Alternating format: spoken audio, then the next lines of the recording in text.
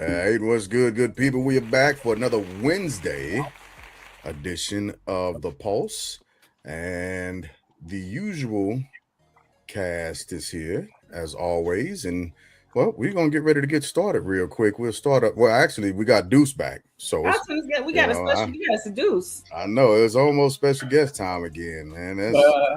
That's hilarious. But we are back, so we'll take a quick run around, see how everybody's been doing this week and what's been going on. Which is starting with Steph and Lynn, of course. How have you all been? How's your week been? Good. I got my new St. Louis shirt. My boyfriend bought me. Okay, come on, that St. Louis shirt. Now you see the double standard. He's got the I do. It's immense.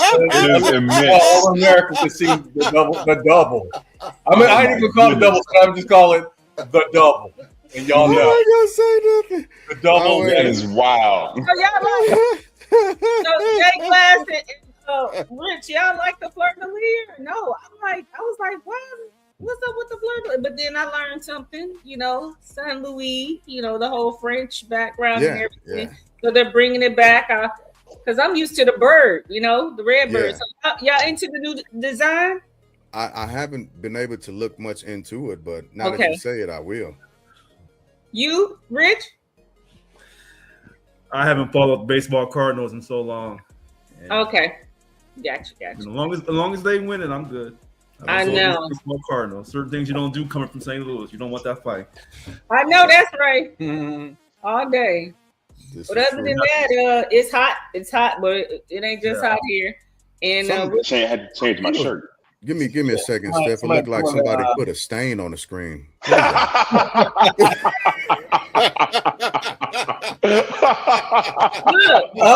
You went and got your Atlanta Braves shirt. That's what you gotta do. Look. Watch that off the screen real quick. Hey, Deuce, look.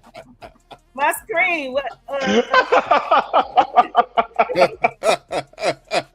Oh, you never come back. You know what? I got to give respect because my aunt, she lived in Alabama for a long time, worked for the government, and I used to love the way the people there, they don't say Alabama, they say Alabama. Be like, oh, all right then. Yeah. So yeah, but actually, I have a Alabama shirt too that she brought me because Roll Tide, all the good stuff. She used to go to the games and stuff for her. So there you go. That's a good time. Yeah, Alabama game is always a good time. So speaking of baseball, I was out giving the new relationship. I was helping him. He's been a life insurance agent for about 3 months. So I was talking to him about preparation, and he's a former baseball player. So I was talking to him about this time when I was a teenager, and I pulled off an unassisted triple play. What? Yeah, and the only reason why I was able to do that is because I was prepared to pull off a double play. Triple play wasn't even in my head. That was like ridiculous. That's lottery-esque. But because I was prepared to turn a double play, I ended up it was a crazy game. We got off to a 10-0 start, and then my team started BSing. And next thing you know, it's 9-10 at the top of the ninth, and I just wanted to win the game and get out of there. So I cheated up from center field. Ball got hit to me screaming, the kind of ball, if I don't catch it, we was going to lose, or we were going to lose the lead. I catch it. I land 2 feet from second base. I didn't know what to do. But the dude from first base is screaming. No, don't throw. The dude from first base is running to me. So I tagged him. The dude that ran to third base, he didn't tag up. So he comes back. I tagged him. And then I still wasn't sure. My friend Jonathan said, step on the base. So I stepped on second base. So it was either 4 outs or 3 outs because I didn't know what to do. What I was, the lesson I was giving to the guy was be prepared. Because when you're prepared to make a play, when you're prepared to make a good play, you could end up making a great play. So that's not even the craziest part. I'm watching PTI 4 or 5 hours later, and guess what Michael Wilbon asked? How many unassisted triple plays have there been in MLB history? And him and Tony both guessed one since the 1800s, but the answer is 15. Oh, there have been 15. The last one was like 2009 or something like that. But I got so excited watching it, I yelled and I frightened my wife. Oh, you got a what? Yes, I have a wife. I frightened my wife. She thought somebody had died or something or whatever. But I'm telling you, I had this conversation in the 11 o'clock hour. And in the 4 o'clock hour, Michael Wilbon asked, I wonder how many unassisted triple plays there have been in baseball history. So, of course, I bought a lottery ticket. Yeah. So, because I'm prepared to be a non-figure Negro. I got two things. That's what I'm prepared to be. We have another special guest. Brooks is actually on site. Yeah. Whatever Deuce is eating is serious because he using a knife and a fork. You see his elbows. So he's getting it in. He is getting it in. You done chase Brooks away. Huh? I see. You chase Brooks away. He went back into hiding. He went back into hiding. Let me rotate the spot and ask Deuce, how have you been? You've been working it out. Hey, work, man. I was up at our old stomping grounds doing a site survey, and I'll be back up there next week for casing of the colors because they're shutting down the academy up there. So, that's right. Yeah, so it's an NCO academy up at Camp Parks, California. It was in Dublin, rich part of town, and the Army sees it more beneficial to sell that land back to the city because they're paying premium dollar for it, right? So they're shutting down that academy. I'm sorry, dude. You said they're shutting down Camp Parks? Yeah. I'm sorry. No, I'm sorry. They're shutting down the academy. Not Camp Parks. Not Camp Parks. Oh, okay. I was going to say, Lord, I was stationed there. Come on. Yeah. Oh, my goodness. Yeah. My bad. Yeah, it's shutting down the academy up there. So I won't be on next week because it's actually on the 1st, which I think is a Wednesday. I'll be up there. Yep. That is crazy. First day of the month. Wake up. Man. Okay. All right. Well, yeah, you've been getting it in. Wig, actually, let me push over to Brooks because Wig is the segue into Richard. So Brooks, how have you been doing? What have you been up to lately, man?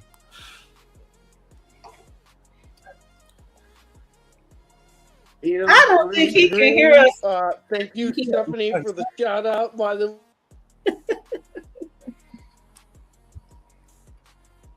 Say that again. There's the problem. I think you delayed. Yeah.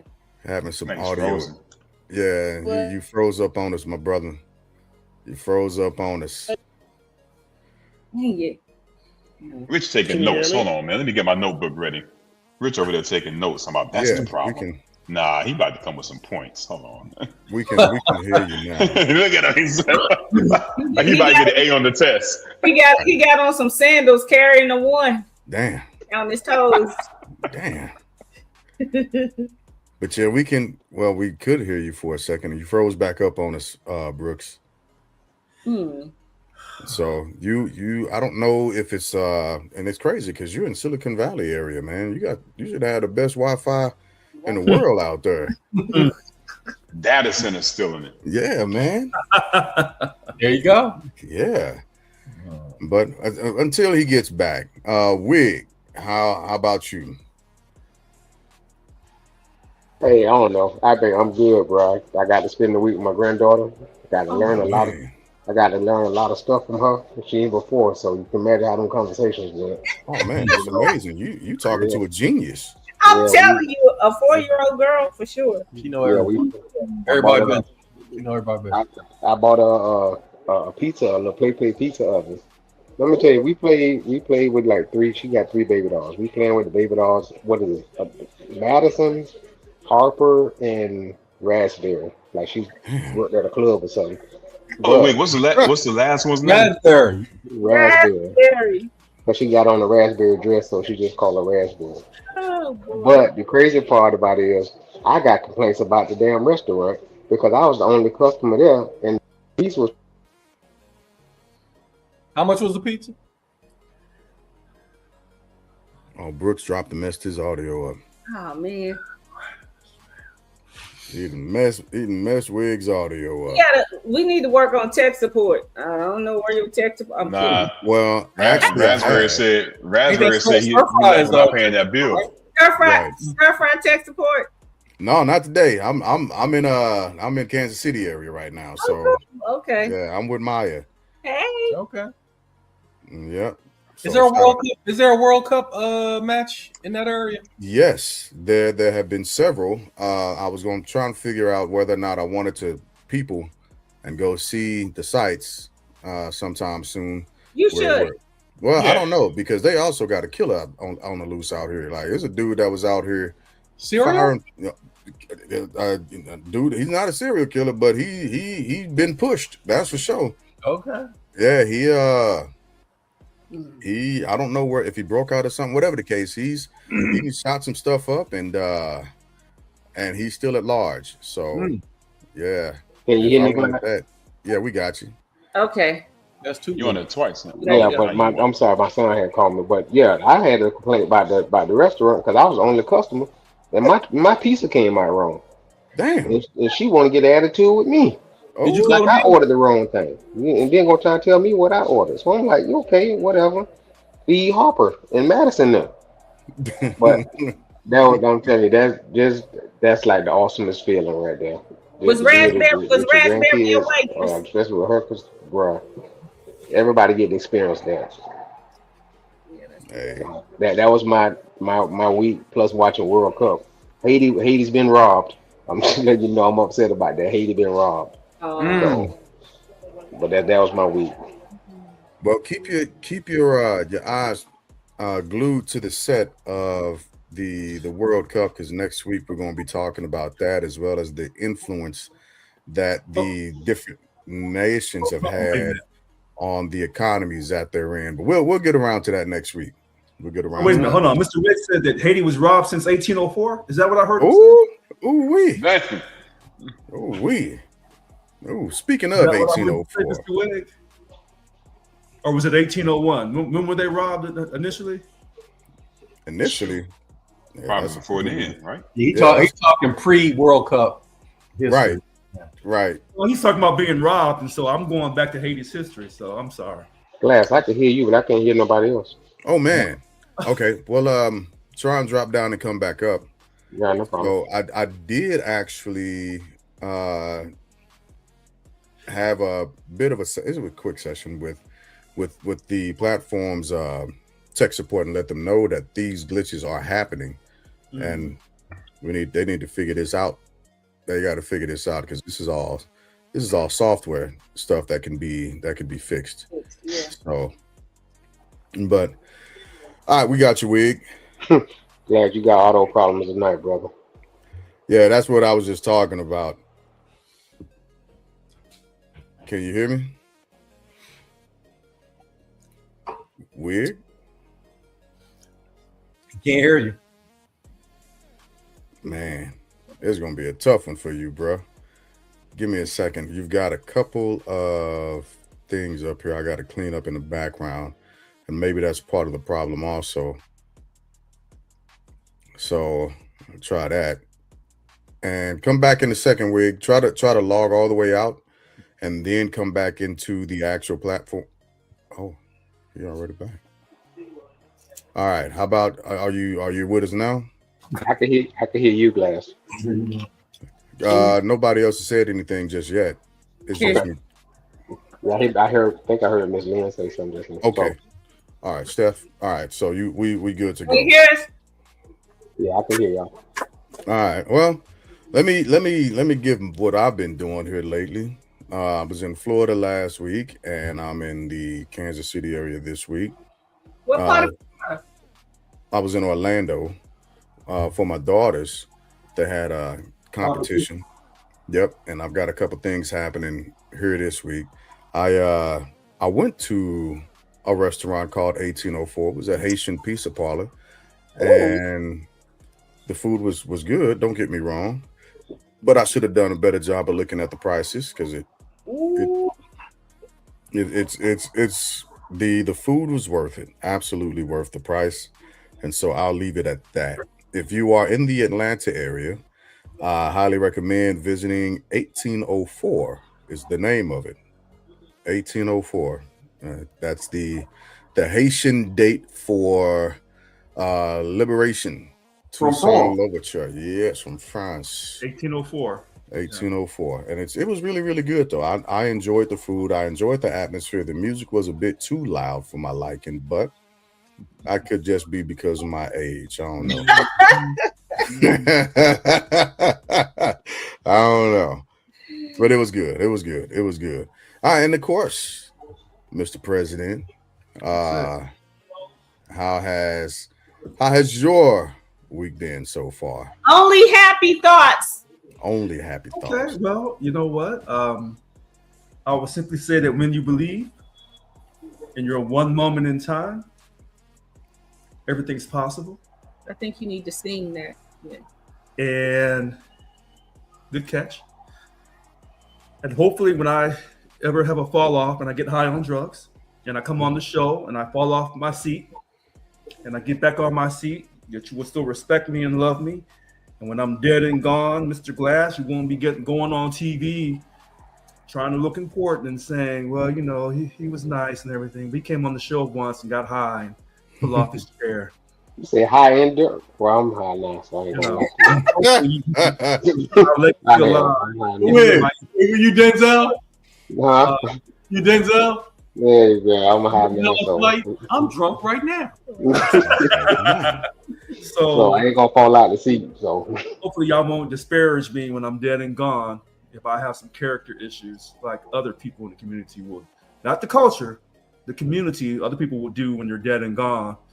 And they can just easily just let your legacy not be tarnished by some of your character faults. That's what I have to say tonight. Okay. All right. I guess you haven't heard what happened here. I guess you haven't heard. What happened? I have not.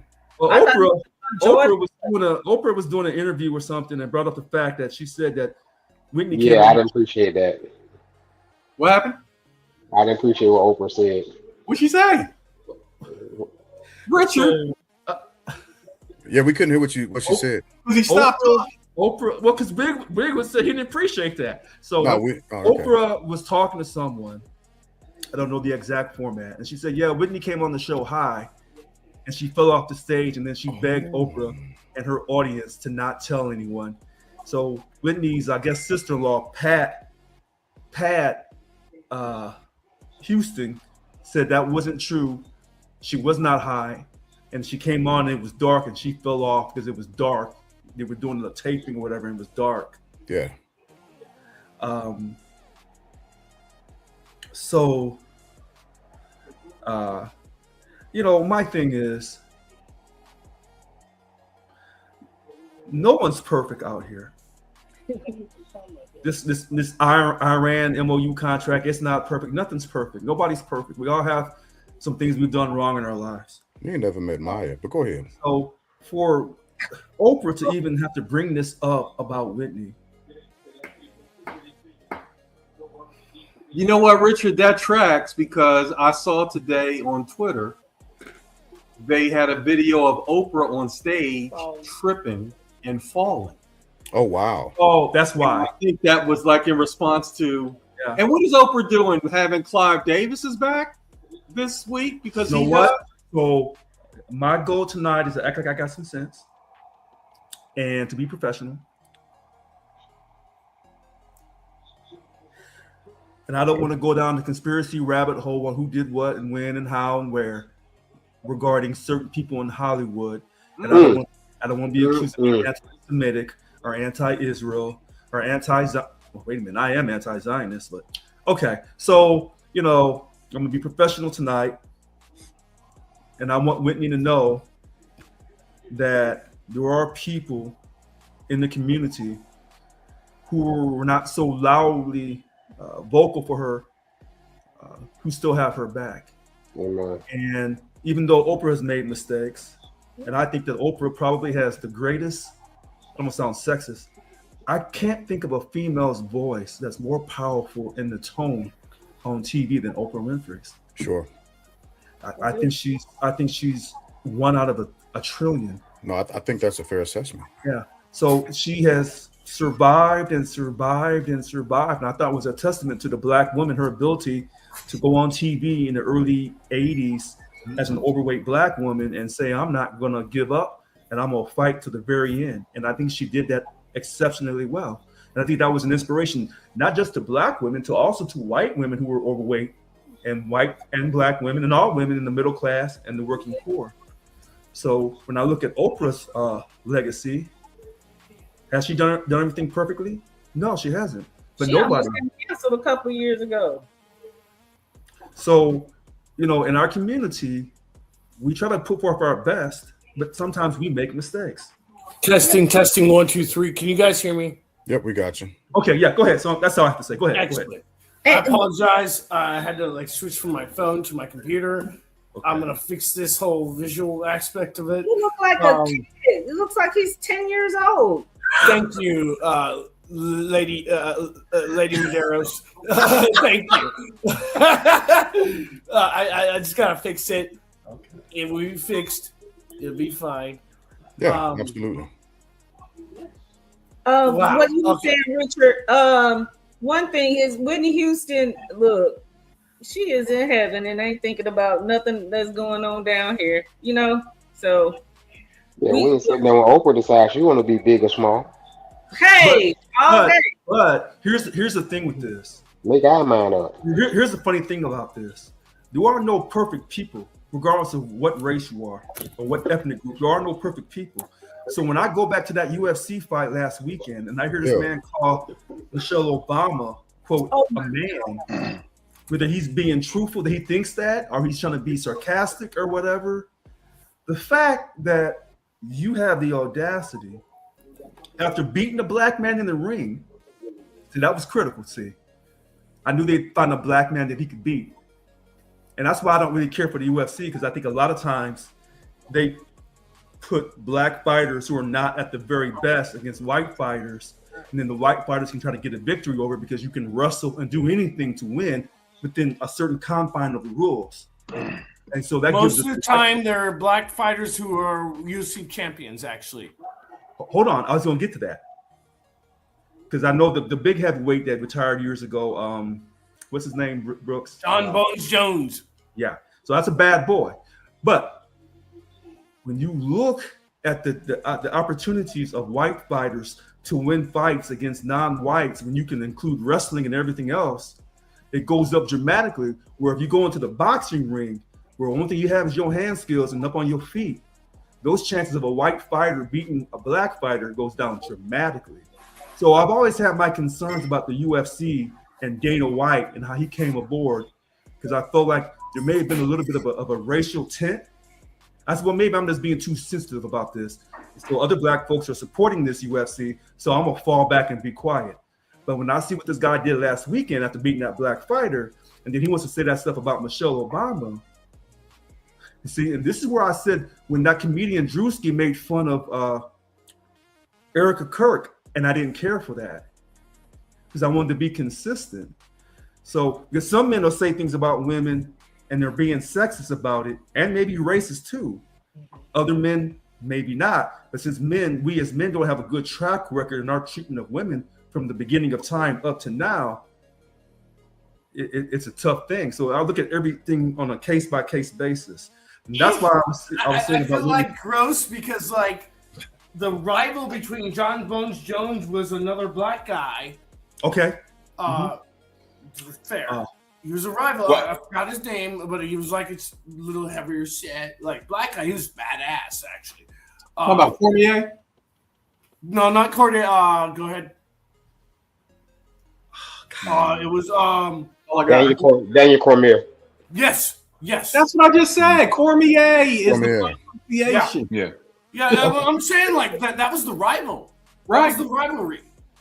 Yeah. So like it's like no, dude. Like they've always been about. And I'll be honest, I didn't hear the beginning of the conversation because I had to just switch to my computer. I'm be honest, I'm liking your computer. Good about like competition, whether it be race or color, because like I got to meet the owner guy. What's his name? Like once, and like. So that TKO, which owns WWE, which owns UFC. Oh, Vince McMahon. No, not Vince McMahon, but Dana White. Dana White. And like so the TKO owns both companies. And so back in the way day when I had stock in just WWE and it went to TKO, I was like, all right, cool. I get to like have best of both worlds. So I didn't know much about like UFC or anything like that. It's not like I watched this stuff. But like they don't care about like color. I don't think the entity itself it really like looks at it. It's like, who can be the best fighter and win? But Mr. Brooks, I'm not going to disagree with you 100% on this. I'm not. All I'm simply saying is when a man makes a comment that Michelle Obama is a man, and she was the first black woman as a first lady, and then you refer to her as a man because of all the conspiracies saying that she was a man. Now, there's a difference when you're trying to demonize her, saying that she was a man, when all proof is that she was a black woman and kicked out 2 beautiful children, versus the president's wife in France that Candace Owens said, you were born a man or something of that nature. And Candace got sued on that. And Candace kept running her mouth saying, I'm not backing up. I have proof to what I'm saying. There is no concrete factual proof that Michelle Obama.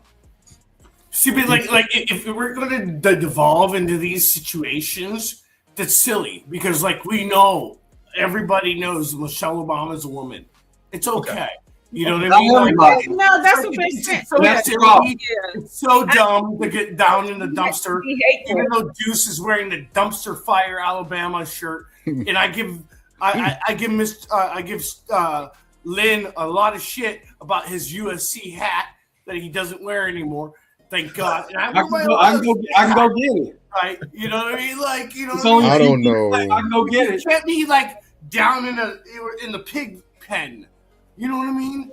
We can't be like, this is not a conversation that's worth having because it doesn't fucking matter. Pardon my language. No. I would disagree. I would disagree. Oprah still has a pretty huge voice in certain communities. Sure. I will agree that discussing the tomfoolery of somebody talking about Michelle Obama, discussing that at length, it doesn't matter. It doesn't matter. Idiots are going to show how idiotic they are when they open their mouths and idiotic phrases come it's out. Blah blah blah. It doesn't elevate the conversation that we're trying to do here. To start a fight. Matter of fact, it brings it down. Somebody's mama. Okay. Sorry. I'll let it go. No, I'll let it go. That's fine. No, I can be wrong. That's fine. No, it's not about right or wrong. Because I don't disagree with what you're saying entirely either. But the reason why I didn't do anything or mention that specific thing is because the whole environment surrounding his ability to have that platform and say that in and of itself at the White House was garbage by itself. You saw he apologized though, right? Oh, I didn't see that. I did. Dana White said that wasn't right. No. The dude apologized. What did he say? When did he apologize? Because it started to cost him money. Yeah. See, the color of UFC is green. Wait a minute. Dana White apologized, but the fighter did not apologize. Fighter apologized. He's got a video on it. All right, what's the fighter's name again? I'm gonna look it up real quick. What's the fighter's name? I'll look it up once we get finished with this, and I'll shoot it to you. I'll look it up. Well, y'all keep going. I'll look it up. Yeah, because that whole thing of having a fight and seriously bringing down and tarnishing the White House in and of itself. I didn't discuss that because there's just some trash that I'm not willing to dive into. and that's part of it. You know, that whole trailer park setup. Yeah, okay, he's right. He's right. Was Dumpster ridiculous. fires, like, UFC fighting was something to show Obama at the White House post doesn't social media lend itself apology. to anything productive. Okay. It- All right, it- he posted an apology. So yeah, Lynn's right. Yeah. yeah. Now just it's doesn't. funny how they talked about this on my Facebook feed, but the apology I never got that. What's what's the apology? What did he say? Can you read it? He said that, oh, okay. So It was fairly disingenuous, and he was trying to the essentially show, say it Obama's was a a bit man. of a it was just a joke. And if you ever known him, he made these types of jokes in the past, and he did admit that wasn't the place that he should have said it, and a whole bunch So of he gaslighting everybody. Okay. Michelle yeah, Obama is a man. Am I right, America? He appeared gleeful as he turned away from the camera. Okay, so maybe I'm just being too sensitive. Okay, that's fine. I don't have to be right tonight. Not tonight. I don't think it's being sensitive. No, it's not. It's just there are parts of lunacy and zealotry that even if we try and jump into, we'll never get to the bottom of. And that's Why does honestly. it matter? It doesn't mean anything. Well, So it what? It does. so- It doesn't affect anybody. It doesn't Brooks, it affect does. us, anybody on the screen here. It does mean It just something. doesn't. It The- does. It the means- reason why I always say that because we separate ourselves from humanity when we act like things we say about other people should not be taken so seriously, when that could be your mother, that could be your aunt, that could be your sister, that could be you. Do you want people to talk about you like that? Like, if somebody came and insulted that fighter or said something like that about a female in his family, that his wife or whatever is a man, then it's a different story then. So yes, it does matter. It matters to me. But I want to be consistent. When the black comedian Drewski made fun of Erica Kirk, I didn't like that. Now they said that was his freedom of speech and blah blah blah blah blah. And Right. I said, shoe had to been on the other foot. Yeah, but Richard, see, That's completely different. one guy is a comedian. When you said that before, I wanted to jump in on that. Right, but The Erica thing, he was making is what she does. He was just adding flavor to what she already does. Yeah, like that's what I'm saying. It's like has anybody on this panel met Obama? Has anybody on this panel met? I have met Obama. That's awesome, Mr. Medeiros. It's good. Has anybody on my car met Lady Obama? Mostly no. They don't call you. They don't text. They don't write. But see, Brooks, that is blah blah blah. It's like a bunch of sound of fury signifying nothing. Hey Brooks, I got a little story. I got a quick story for you, man. I was down in San Diego, with somebody I know, and we're walking down the streets, man, and there was this homeless guy. It was a homie of mine. I was about to drop the name, but I decided not to. Homie of mine. We're walking down the street, right, just bar hopping, and there was somebody homeless there, right, asking for money. Typical. There's like a couple of them. Walked past a few. This one homeless person was different from the others. This one was Hispanic. We passed by 3 or 4 homeless people, 2 black, 1 white, not a peep. The Hispanic one, he rose up, told this guy, "You're not a citizen. You don't belong in my fucking country. Get the fuck out of here, you wetback." That was the 4th homeless person. The other 3, 2 black, 1 white, nothing. They all asked for money. This guy didn't do anything different. But because of the rhetoric that's out there now towards brown people, right? That's in his head. So he's regurgitating that. And there are weak-minded people out there that act on things that are put out there in public. So it has an effect. The only thing I want to end on this is by saying this. Nobody believes in freedom of speech bigger than me. I believe in freedom of speech. However, I think in certain cases, when Erica Kirk lost her husband, and I don't support the things that Charlie Kirk was talking about, but when a person loses their spouse, and for you to do a video about how they're responding to it, I can't accept that. But I can be wrong tonight on that issue, I can be wrong on me being too sensitive on the issue of Michelle Obama being referred to as a man, but he said he was doing it in a joking way. I can be wrong on that.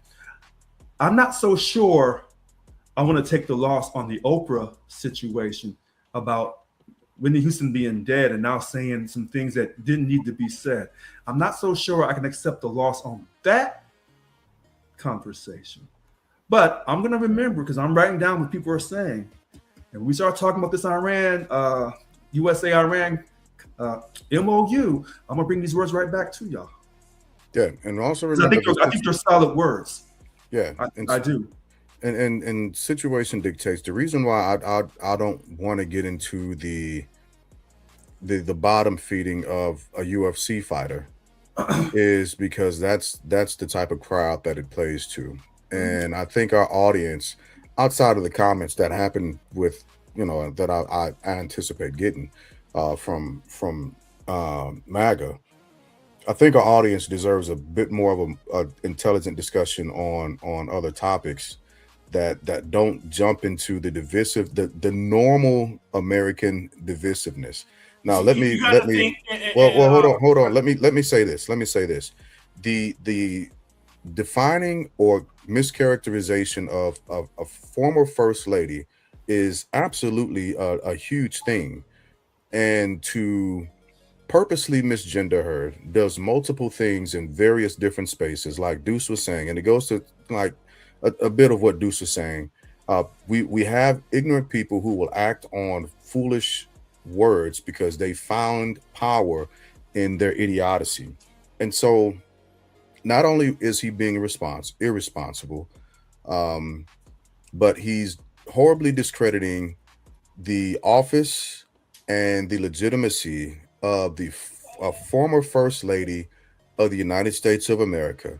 And if the same thing happened to the current first lady, there would be ridiculous outrage on multiple fronts, and we'd hear it on state regime. I'm sorry, not state regime news.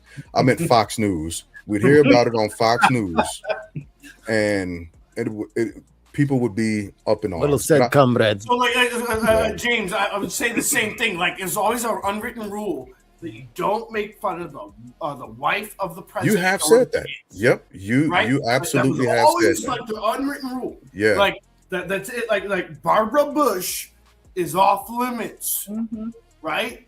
You know what I mean? How could you say that it don't matter? Wait, sorry. How could you say that it don't matter? That was always the unwritten rule. That was right. So how could you say it don't matter? It doesn't matter because it's just noise at this point. No, right? You're having this about Michelle Obama, and it doesn't matter because nobody believes it. No, you're wrong. People do believe it. And that was the point. Hey, but Lee, people believe that nonsense. But Lee, you know, Lee, that me and Lynn, we don't agree very often. But he caught you. He just caught you. So this is why I talk about being consistent. You know, I didn't see Erica Kirk made fun of, even though that was Drewski's freedom of speech because he was doing it in the parody. But I don't want to see Michelle Obama be demonized, even though that was Mr. Hope. Nobody's going to talk trash about Michelle Obama or Barbara Bush or any of the wives of the president. They're idiots because they've been genuinely off limits for 60 years. That has been the kindness of the unwritten rule. It's basketball, baseball, right? That is wait. Let me finish. That's the unwritten rule. You don't talk about the wives. You don't talk about the kids. That's the truth. But Mr. Brooks, and that makes sense because it's the husband who's in the arena. Wait. It's a husband that's in the arena, in the muck, in the grime. Left or right doesn't matter. The wife is off limits. The kids are off limits. It's cool. You know what I mean? That's genuinely the truth. But Mr. Brooks, what you're saying, Mr. Brooks, what you're saying has no type of substance to it when it comes to Michelle Obama. Because before Lynn can come to you and say, look at the print, the news media print of how she's been demonized along with, we'll leave Barack out of it. I'm not saying what you're saying, it didn't happen. Okay. But I'm saying it shouldn't happen in the same thing. I'll let it go. Yeah, All today's June 24th. I'll let it go. Wow, that's amazing. Okay, well, welcome on, Mikey. Glad to see you as always. I enjoyed listening to your podcast. Oh no, you watched it? No. Oh, yeah, man, it was great. No. It was Only great. strangers are supposed to watch it. No, man. I don't want actual feedback. That would make me awkward. It was good. It was good. Thank But you. tonight we are going to finally get into the actual MOU. Can I say something towards what y'all were saying? Yes. Please. When I run for president, all's fair in love and war, baby. Your kids better not be ugly. Your great grandmammy better not be bow-legged, because I'm bringing it all out. Mikey, when I run against you for president, you better not have no gap tooth children. You better not have no stutterers. You better not have no diabetics. I don't care. You better not have nothing. One leg shorter than the other one, I will find it. Bow-legged diabetics. I will be all the way in the dirt. Hide your kids, hide your wives. Mikey, one with the soil I am. But Mikey, cancer is the one exception, correct? You can't make fun of anybody who has cancer. Yeah, you will. Look at here. We win in this election. When I run, we win. All right, go ahead. Everybody out. Go ahead. Anybody. These hands is rated E for everybody. No, they need to get tore up. People are not. Get rid of that trash Alabama shirt. No, people have been talking way loose for way too long. Sometimes you need somebody to come in and just, adjust the atmosphere. Mike, he just said my point. Oh, I didn't say anything. Thank you to what Brooks just said. Take that and apply it. All right. I'm just saying, sometimes you just need to let people know that you can get cussed out in public. Yeah, absolutely. I believe in that, though. All right, so here we go. I wanted to actually begin to read through, like we do. We'll pull up facts. The MOU between the United States of America as well as Iran. Just so people have an actual, because most folks, what I've learned is most folks won't read about it. They'll just simply listen and hear about it without doing any background digging or reading. So I want to pull things up and share some things. That way we can weigh them against what's being said in the media, not just from the home front, but also from our allies, as it were, the Netanyahus of the world. So he's not too happy. He shouldn't be. I'll be honest. He honestly shouldn't be, because there's misinformation that he's purposely spewing about what isn't in, what is in, and how we are supposed to be moving about this. And the movement or the phrase that I call the shots from our current POTUS is something that he's having to deal with and decide whether or not he's going to actually agree with or move against. So with that being said, I'd like to invite to the stage Proof. Hello, Proof. Damn. And hi, Proof. He said I like to stage Proof. And so this article, the 14-point MOU that was being looked at between the U.S. and Iran, I'm pulling this information off of the Military Times, from a Military Times article. I sent multiple different other versions from other places, but I wanted to use this in particular. I think it's I caught you. Yeah, I caught you. I think it's relevant. I appreciate the font. I can read it. Hey, like I said from the very beginning, we're not in war. And there it is in paragraph 1 where it tells you to initiate. Can I read it first? You get so angry. Let me. War in the first sentence, Richard. I don't know what you're talking about.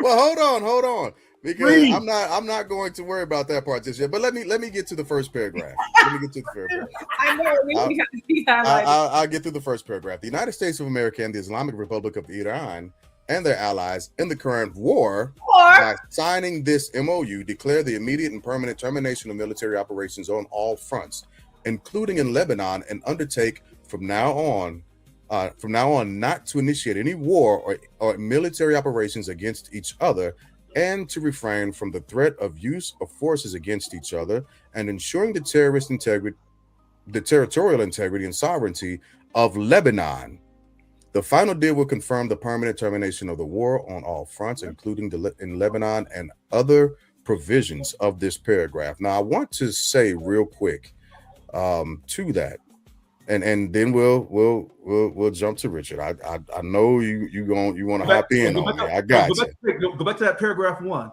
Because he's doing a double talk. Because yes and no. Well, let me say this real quick. According to yes or no, James. Well, and I'll clarify that in a second. But many things can be yes or no, right? Do I love being alive? Yes. Do I love being a United States citizen? Yes. That's like. But do I? Comparison to this. Am I happy with being in the United States right now? Well, yes and no. So right. Good.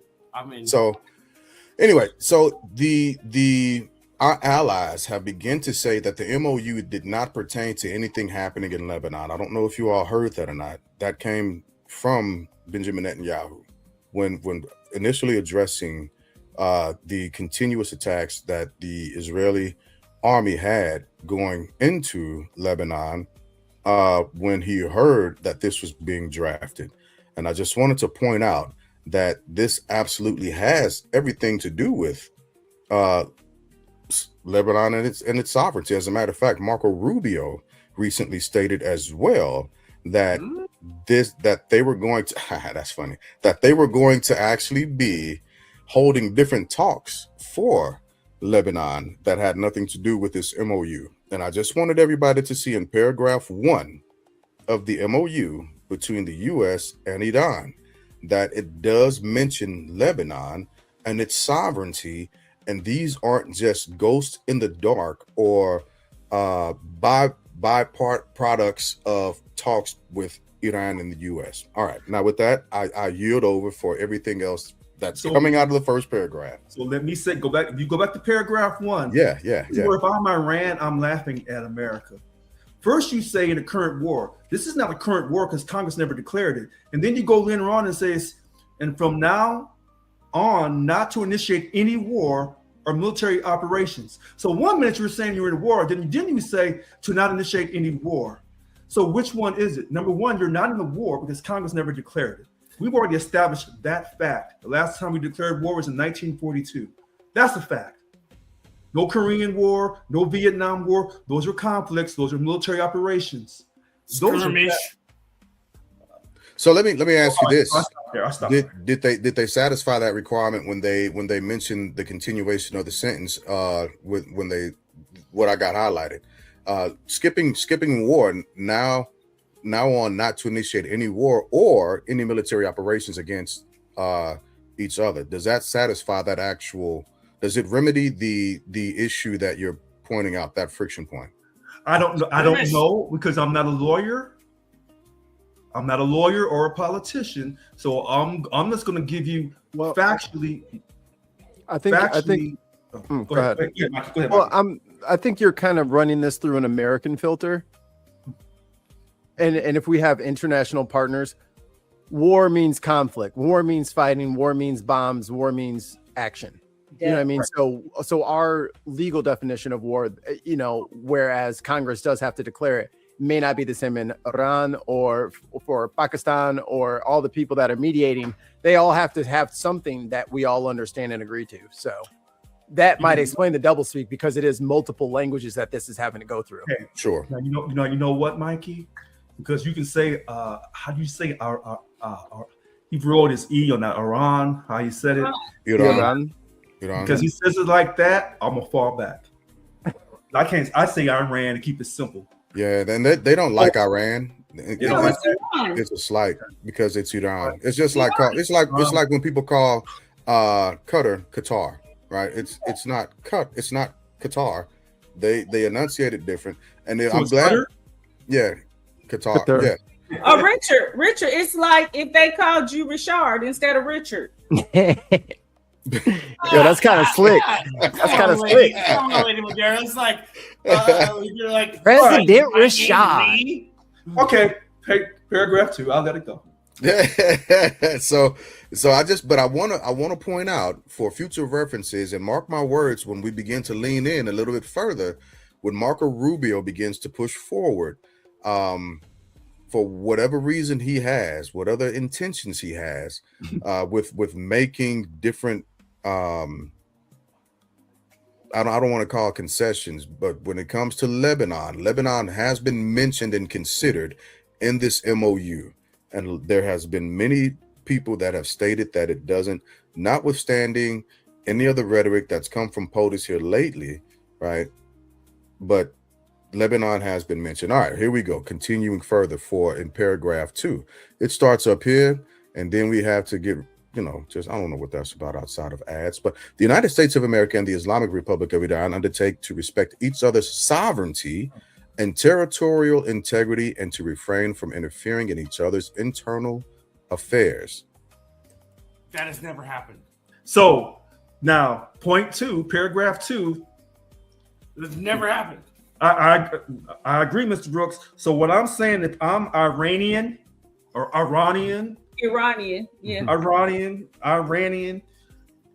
this has already destroyed the entire agreement on paragraph 2. It has never happened. But okay, so I'll play along with partially yes and no that it's never happened, because it has happened. So tell me what you say. Yes. Yeah, prior to 1943. 1943. Yeah. Ask the question, Brooks. There's your answer. Facts. Yeah. So it has happened. It's a thing for, like, let's put America in an actual framing for a lot of the people who are listening to that. America is a very young country, and what we're experiencing now, especially when it comes to racial concerns, division, so on and so forth, are parts of growing pains when it comes to countries and nations that are building, even empires. There are fences older than the country of the United States of America that exist in Iran, which was previously called Persia, right? So these countries have absolutely existed without the assistance of baby brother, who thinks they have so much more importance on the world stage because they're the new pretty thing. We're still a new country, and we're still feeling ourselves out, and we're still. I would call it first cousin. Okay, I can accept that too. Isaac. Hold on, let me try to get it right. Ishmael and Isaac are never going to be cool with each other. So Judaism and Islam, they will never respect each other, and they know that eventually one day this entire world will go up in smoke because of their feud. Fair enough. That's if you give that portion or that power to the Judaic religions. There are people who have no stake in the Judaic religions whatsoever, and would directly push against you and say, well, no, it's not the issue with Isaac and Ishmael. The biggest issue is just out of the biggest issue is Odin and how he's wielding his scepter.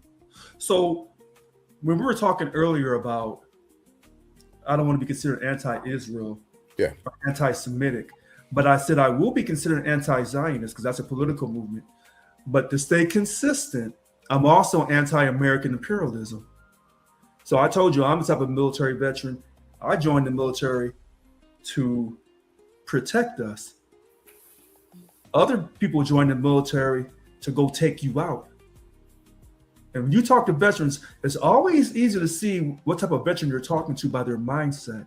I did it for a protective reason, to protect our border, to protect us from enemy invasion. But I can't say that a lot of African Americans join the military with a pro-imperialistic attitude. But I could be wrong. Y'all could set me straight tonight and say, no, I joined the military, and we have to go over and knock somebody's brains out. Load up, let's go get them. I could be wrong. But remember that imperialistic attitude that came from Europe when they came to West Africa and grabbed a lot of Africans, either through barter or just through taking, and brought my ancestors to this country.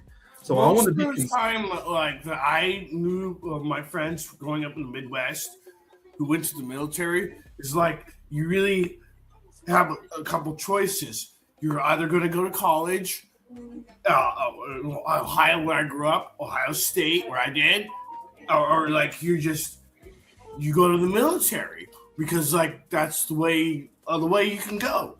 right? And then like, 'cause you know you can get ahead, right? You don't know what you're gonna do. Nobody knows what they're gonna do. Like nobody ever said to me in high school, "Hey Lee, you know, I'm gonna join the Marines in order to be this." They just were like, "I'm gonna join the military. It might happen to be the Marines or the Army or the Navy or whatever," and like.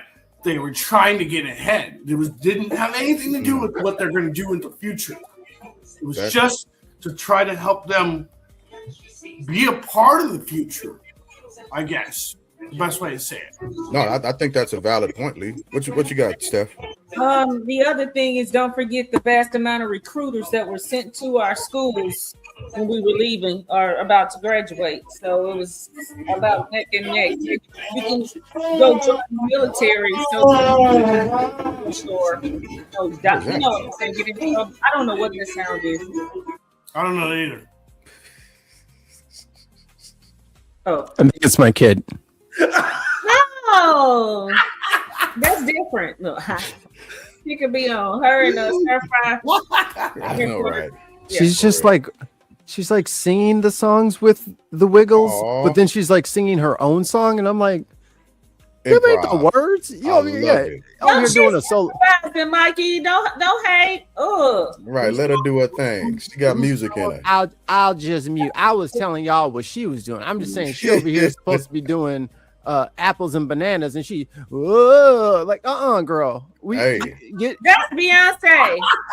No, we don't need you doing no runs on Itsy Bitsy Spider, please. Don't let her do it, little mama. Absolutely, we do. She got to get after it. That's that feeling. Yeah. Hand her the mic. Nah, I'm gonna be up here like Brandon, like, yo, dog, I really like your take, but the runs are crazy, dog. You really need to stop, dog. So go ahead, Steph. I don't know if you I was just saying, okay, Brooks was saying how he had encountered people that would go to the military because they didn't know what they were going to do. They didn't know what they were going to do with their life. But then it was just like a high school choice, like you go to college or you go to the military, right? Right. Like it was not like it was not like, oh, I'm going to go to mechanics. Nobody thought of that. Go to the mechanics. Well, Brooks, let me educate you on something. I joined the Navy in 1986. It was the largest recruitment year ever for the Navy. You know why? Because a whole bunch of guys wanted to see Tom Cruise. Yeah. So my boot camp was backed up 2 weeks. Top guy. I was in cities for 2 weeks. Wow. Because people who couldn't do one push-up thought they could be Tom Cruise. Great movie. I agree with you. That's what I'm saying is like in high school, when I was in high school, they were like, we're going to just go to the military. We don't know what branch we're going to go to. We just literally chose. No. Were you in the military? No, I wasn't. My sister was. So get educated. Be an intelligence officer. Some people say, I'm going to be on a nuclear sub.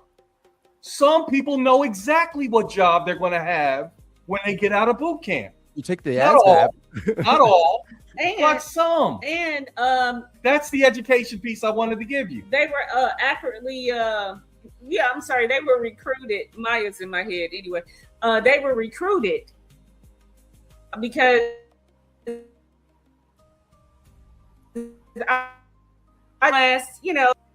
and recruit you, tell you about all the Army, Navy, Air Force, Marines, Coast Guard. Oh man. Go to college. That was what they would do. See the world. Yeah, and so I don't disagree with what Lee was saying, but one of the things that is not made directly clear is that each branch of the military has a specific mission. And so you don't really, that's the part that you go in uneducated about, right? And you think it's just land and sea and that's air. And air with the Air Force and it's going to be like that. But no, when you get to the nitty gritty of the different aspects of the military, they're vastly different and they have vastly different missions or in multiple different areas. And that's the uneducated part that you don't know. Like I knew for a fact after taking my ASVAB, I picked my job skill. Right. I knew I was coming in as a 92 Yankee. I did that on purpose, right? Because I thought I was being safe, and I was going to be the man. And that turned out to be a little bit of a different story than what I anticipated. But I do apologize to the panel because there was a question that I wanted to start out with to begin to shape up the reading of this actual MOU. And that question is, and we'll start this with Mikey. That question is not comparing it to the JCPOA at all, right? Let's leave that off the table for now. And let's I frame did most this. of my homework on the comparisons. I see. Okay, well then we'll put it back on the table. Study for the test, and they changed the test. Okay, we'll bring it back on the table. But in regards to having an MOU, does this actually give the American people a bit of a warm and fuzzy that there's actually a drive from this administration to end this campaign, this marauding? Let me draw that word back. I don't want to call it marauding. All right, I apologize for that one. How about the butchering of school children? I don't want to use that either. I'm simply trying to paint it as an destruction overall of campaign. civil infrastructure destroyed for no reason. That kind of stuff. But does it give the American people a sense that this campaign is coming to an end? Does it help the American people feel that, Mikey? I'll start with you on that question. I think they think that the gas prices are going to come down, which is probably as much as they know about the conflict, unfortunately. Like I got, what's this guy in a nutshell over here in my chat? Trump, best president ever, with all caps and periods between every one of them. Like, these people have no idea that they breathe oxygen. Right. You know what I mean? Like, I'm surprised. Like, all the sharp stuff should be taken away from him. Crayons only for the rest of the day. He's not alone. He is not alone. I don't know that a lot of people even understand where Iran is. Like the Iran, like, and a lot of this MOU, I mean, we're going to go through all of it, and I'll pass the mic here. A lot of this has to do with the overriding elephant in the room, which is Gaza. Like, why is Hezbollah attacking Israel? Why is Hezbollah being backed up by Iran? This is all very connected, and America's hands are all over this. So the evangelical Zionists and the military can have fun trying to get themselves out of this one because they wanted this. So they wanted this, and now they're upset that he didn't just destroy the entire country, but they also wanted free gas. Like, they don't know what they want because they're very uneducated on the region and the history of the region, for sure. Okay, fair. That's a fair answer, Lee. Mr. Brooks, what do you think about that? Does this help the American people? I look at the younger generation, Mikey, sir. Fascinating to hear your perspective, and I respect that perspective. Kind of disagree. I just think that, like, people don't want, because I would say I live in Silicon Valley, right? I live in Sunnyvale. Everybody knows that. 4 months ago, gas was $3.36 a gallon, and we were all complaining about how expensive it was. And now it's like $5 and like 46. And like, we just wanted to get back to 3. And like, now that sounds crazy, right? That sounds like ridiculous. But like, we wanted to get back to 3, and we were like, then everybody's gonna be like, oh, okay, fine, everything's fine. Because like, we just don't want to deal with the drama. Right? We just want to get over it. It's over. Done. Get out. It's too much. Right? We want our under $3 a gallon gas and leave us alone. They just want their belly rubbed in to be left alone. You say it like that, my friend, but you're saying it so much in jargon and so much in jest that like you didn't even, like, I don't know how old you are. I'm 48. So you don't. You're like really- 7 years older than me. Like I'm not as young. I look very young. I tried to grow a beard. It doesn't help. And I'm not trying to disrespect you in any way. I'm very old. No, you're good. You connecting. This scraggly beard's all I can do to try to not look. People were asking me what college I picked out. I'm like, if you don't get out of my face. I look like I'm pretty young, right? If I cut my hair, I look like I'm 30. But like, my point being is like people just want normal, nothing. Just like they're happy. Like just chill. Can we just have fun and have like Scotland and Boston and while they're fucking partying? So the question that I have is, because I don't disagree with what you're saying, that people are looking for almost a yesteryear comfort, but does this MOU assist people with thinking that we're getting back there? I don't think it assists. I think it's like the weird stepsister step of the way. Like we don't know if it actually worked. You know what I mean? We don't know if it actually worked. But it might be the right way, even though like your friends are telling you it's the right way. Hell, your mentors are telling you it's the right way. But you don't know if it's the right way. You're just kind of going with it. You just don't know. Brooks. Okay, I was coming over to you, Wig. Where are you at with that? I ain't gonna lie to you. I ain't understand nothing you said. Well, I didn't. I'm sorry. I just didn't understand. So paraphrasing what it sounded like is people are just ready to move on, and regardless of what we have to do, we're trying to get back to a place of comfortability. Yeah, in it's America. just like to be like, can we get back to normal? But you can't get comfortable. You're not gonna get comfortable with this guy in office. Oh, okay. It's just not gonna happen. I'm sorry, my man. I mean, I know it's a news flash and all that stuff there, but it just ain't gonna happen. That's Slim and none, and Slim left the building. Wig, I disagree with you because the Democrats are the ones. It's your story. I'm gonna let you tell it how you want it. But I'm just telling you, you can't put common sense and this guy in the same room.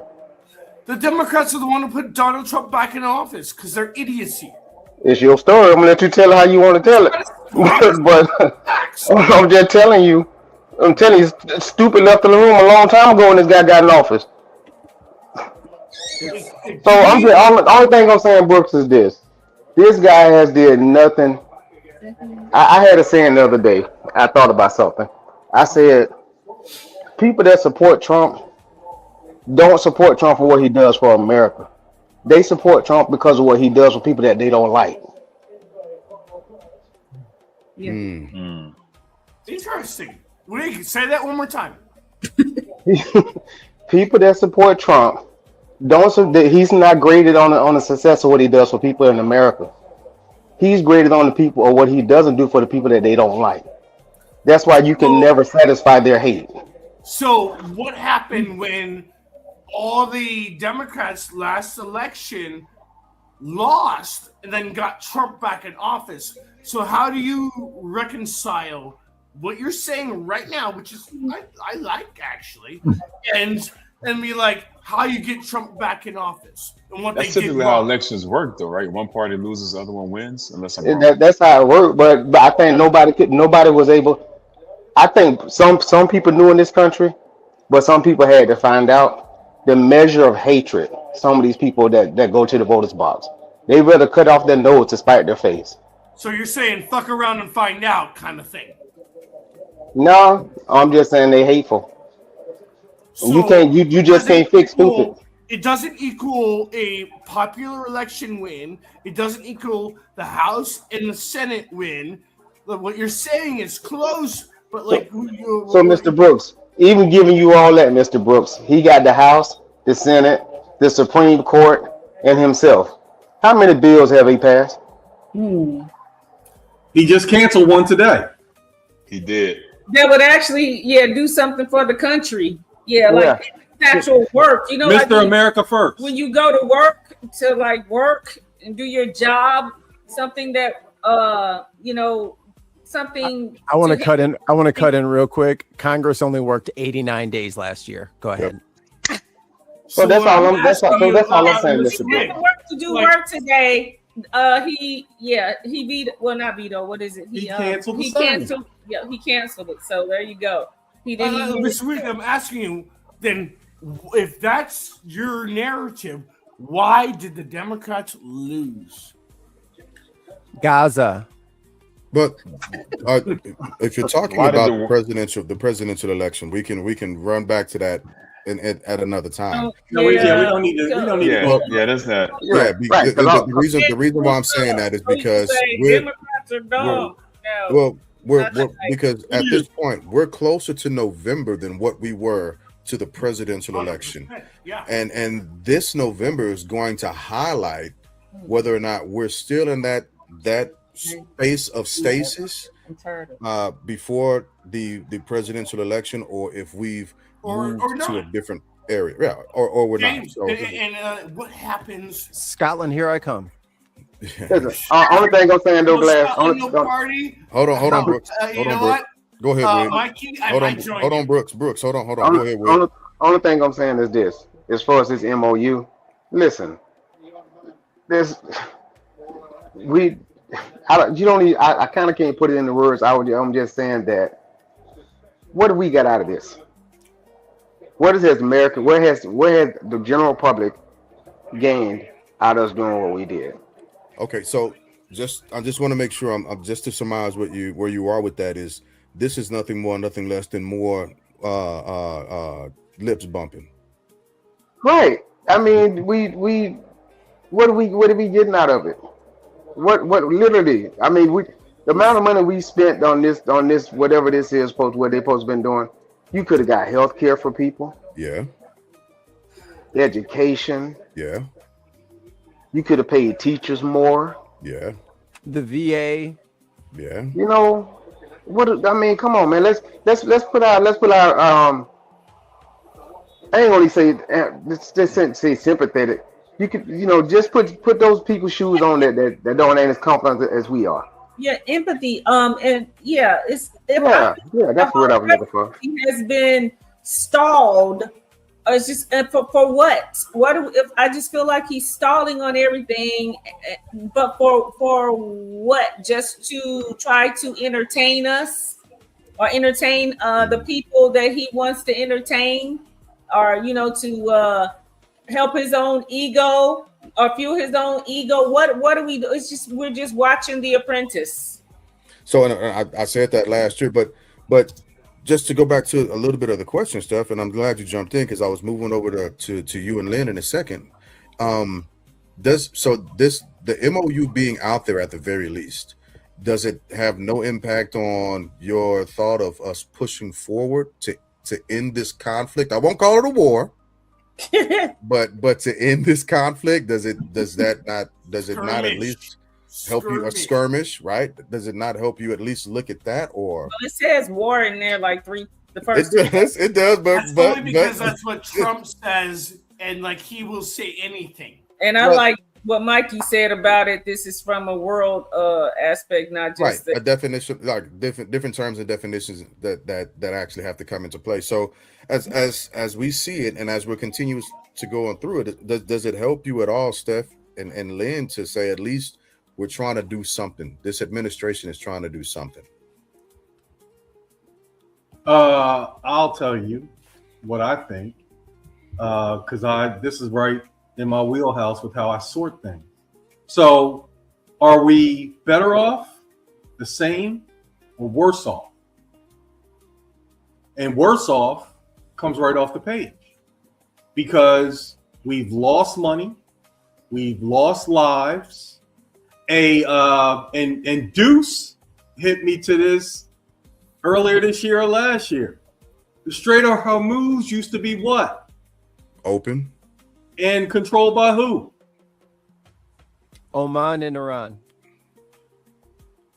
And now? Iran. And soon to be a toll booth. Yeah. So that makes you worse off. You want to get an iPass? You can get an iPass. Say whatever you want to say about we're not paying any part of the $300 billion. Yeah. But that's not true. Agreed. And see, the problem is most of America, most of the population they don't think like a business. See, when you put on your business hat, this is a huge L.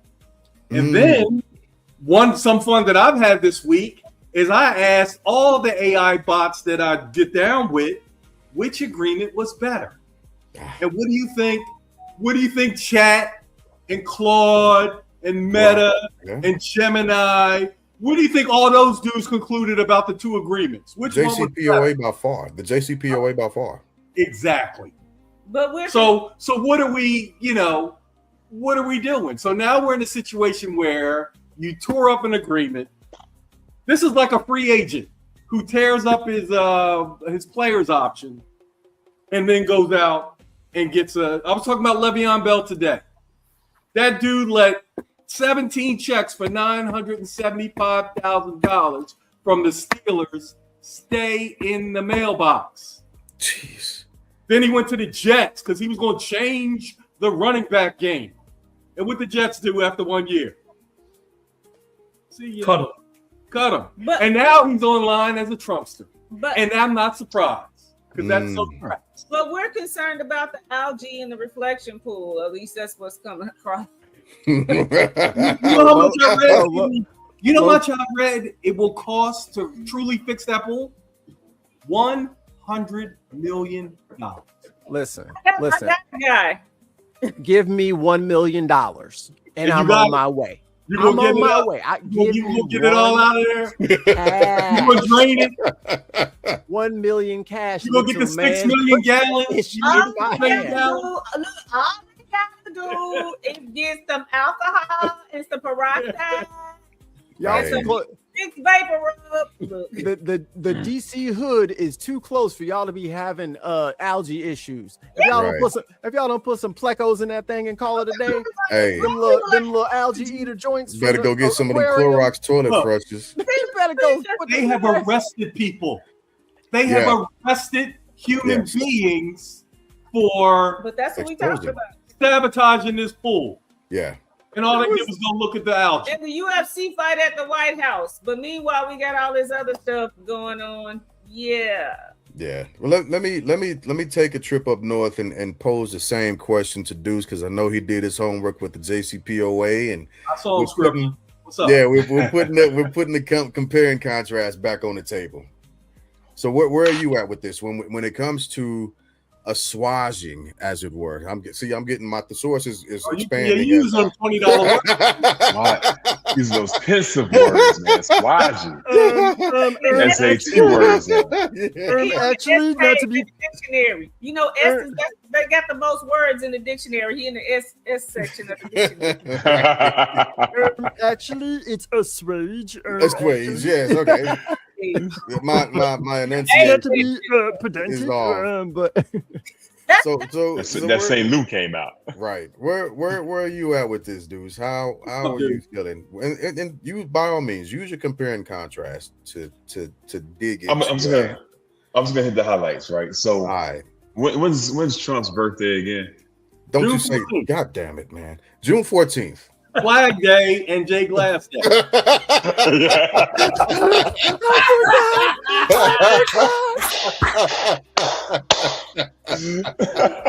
the greatest day ever.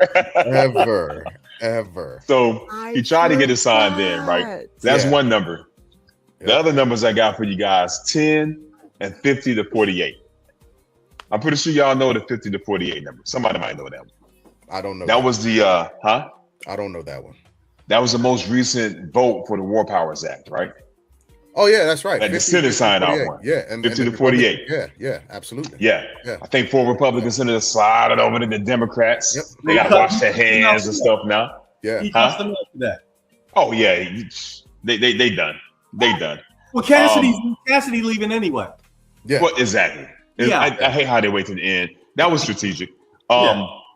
This is also the 10th time that Congress has tried to do this. This is the first time that both houses actually agreed. But also it's not legally binding. It's just like signing a memo and throwing it to the wind. Sure. Right? So with this, I'll stay focused on the MOU. I'll do a little comparison, right? So the agreement, right? This is the MOU. It's still a working order, right? It's still baking, it's still cooking. We don't know what it's going to taste like there. We don't know what it's going to look like there, right?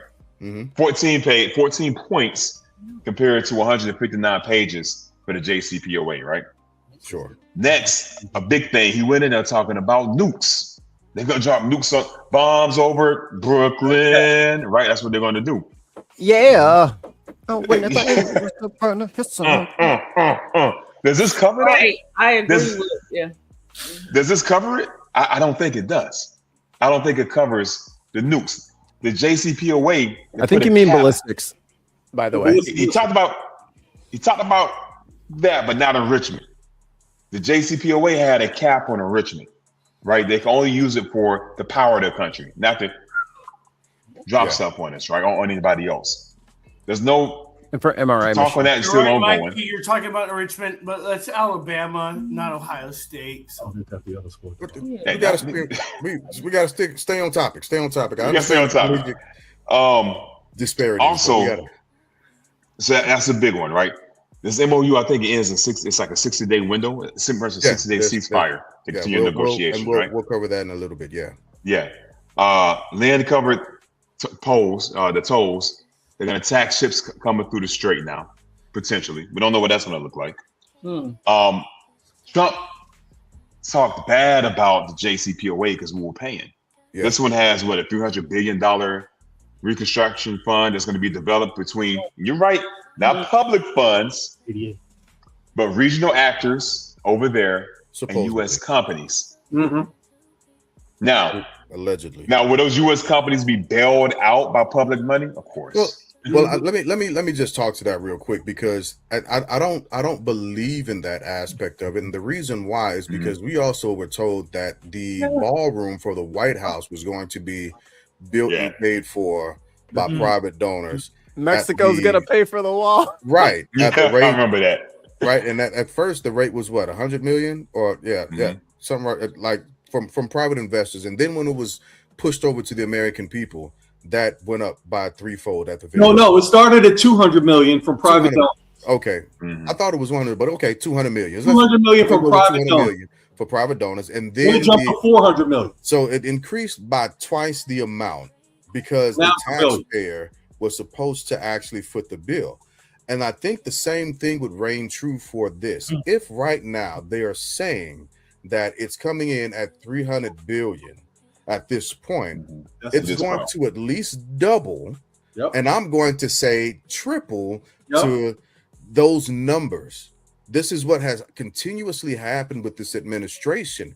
They started low when it was in the hands of the private investors to make it sound good, but when the transfer or the switch happened and the rhetoric changed, it grew legs, and that's what I'm afraid we're going to be staring down the barrel of when at the end of the day. But my bad, I mean, go ahead. Jake Glass, what was the pallet of money that Obama turned over? So the pallet of money that 1.7 billion. Yeah, and that was nothing more, nothing less than seized or frozen assets that was already Iran's from the 70s. But yeah, that was being how much money was. Didn't forget this part. Jay Glass, how many human beings, Americans, did he get in that exchange? Oh my goodness, I can't remember. But people always forget the Americans that he got back by giving them back their own money. Yeah. How much money was it again that he gave back? 1.7 billion. 1.7 billion. But it was on pallet, so people lost their mind. Yeah. Gotcha. Okay. They wanted it cash. They act like it was in pennies or something. Yeah. Yo, that would have been the pettiest, man. It would have been great. Oh, you know man. You know how many extra planes it would have taken just to pay them in pennies?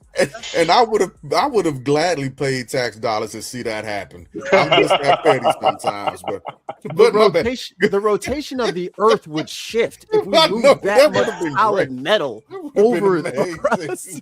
That's my kind of joke. All right, but go ahead, Tues. That's but it's funny you guys talk about it's funny you guys talk about the money that Obama released that was Iran's anyways, right? It wasn't all at once. It was tied to standards, to key conditions in the deal. And they had a measuring stick compared to that. You meet this benchmark, you get X amount of money.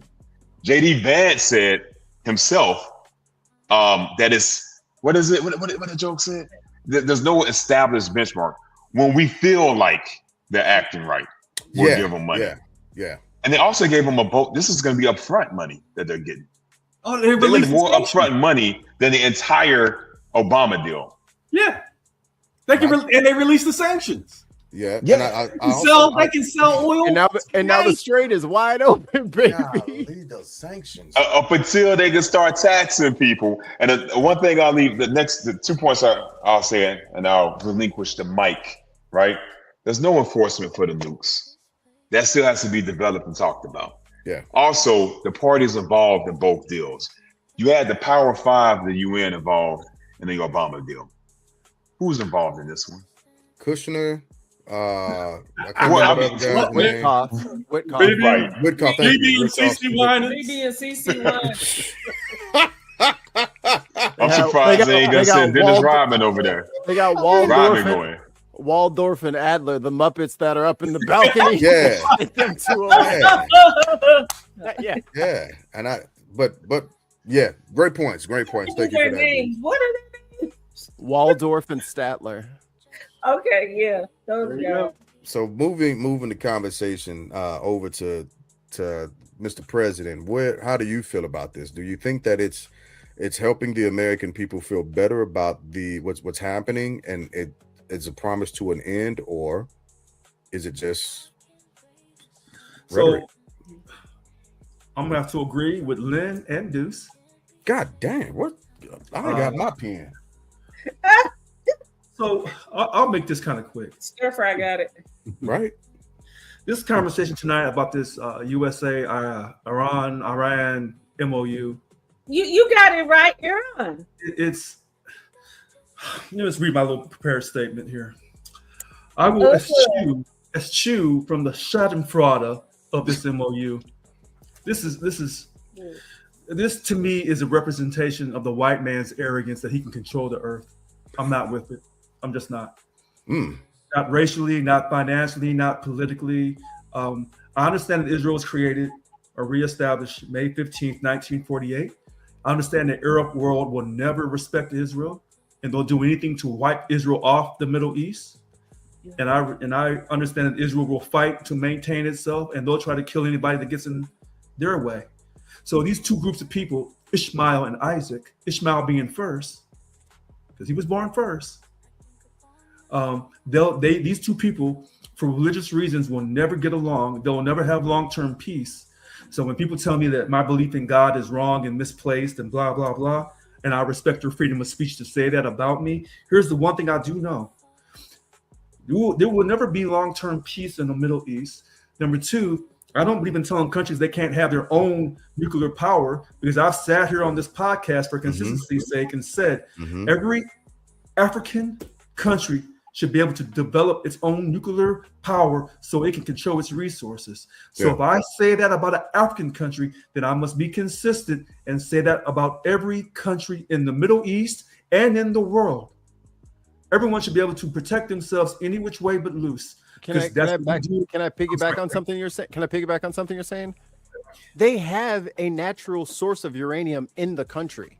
So, you know what I mean? Like, even if they weren't making bombs, they just wanted to use it for the like making like a nuclear plant or something like that. Bro, it's so rare to have a uranium deposit in your country. And then so you're going to tell them, don't mine the thing that's in your own soil or else we'll blow you up. I just want to throw that on there. You know what I mean? They're not procuring it from outside sources. It's literally inside their borders already. And you know what, Mikey? That's the arrogance of white imperialism that came from Britain that spread to America. Now, if someone says, well, Richard, you're being too sensitive about race again. Okay, then let me be consistent about leadership. If I say we're going to protect our country, now I'm a protectionist, then how can I tell another country to not feel the same way about their country? For example, I'm not Irish, even though I have Irish in my blood. You just can't see it, but it's there.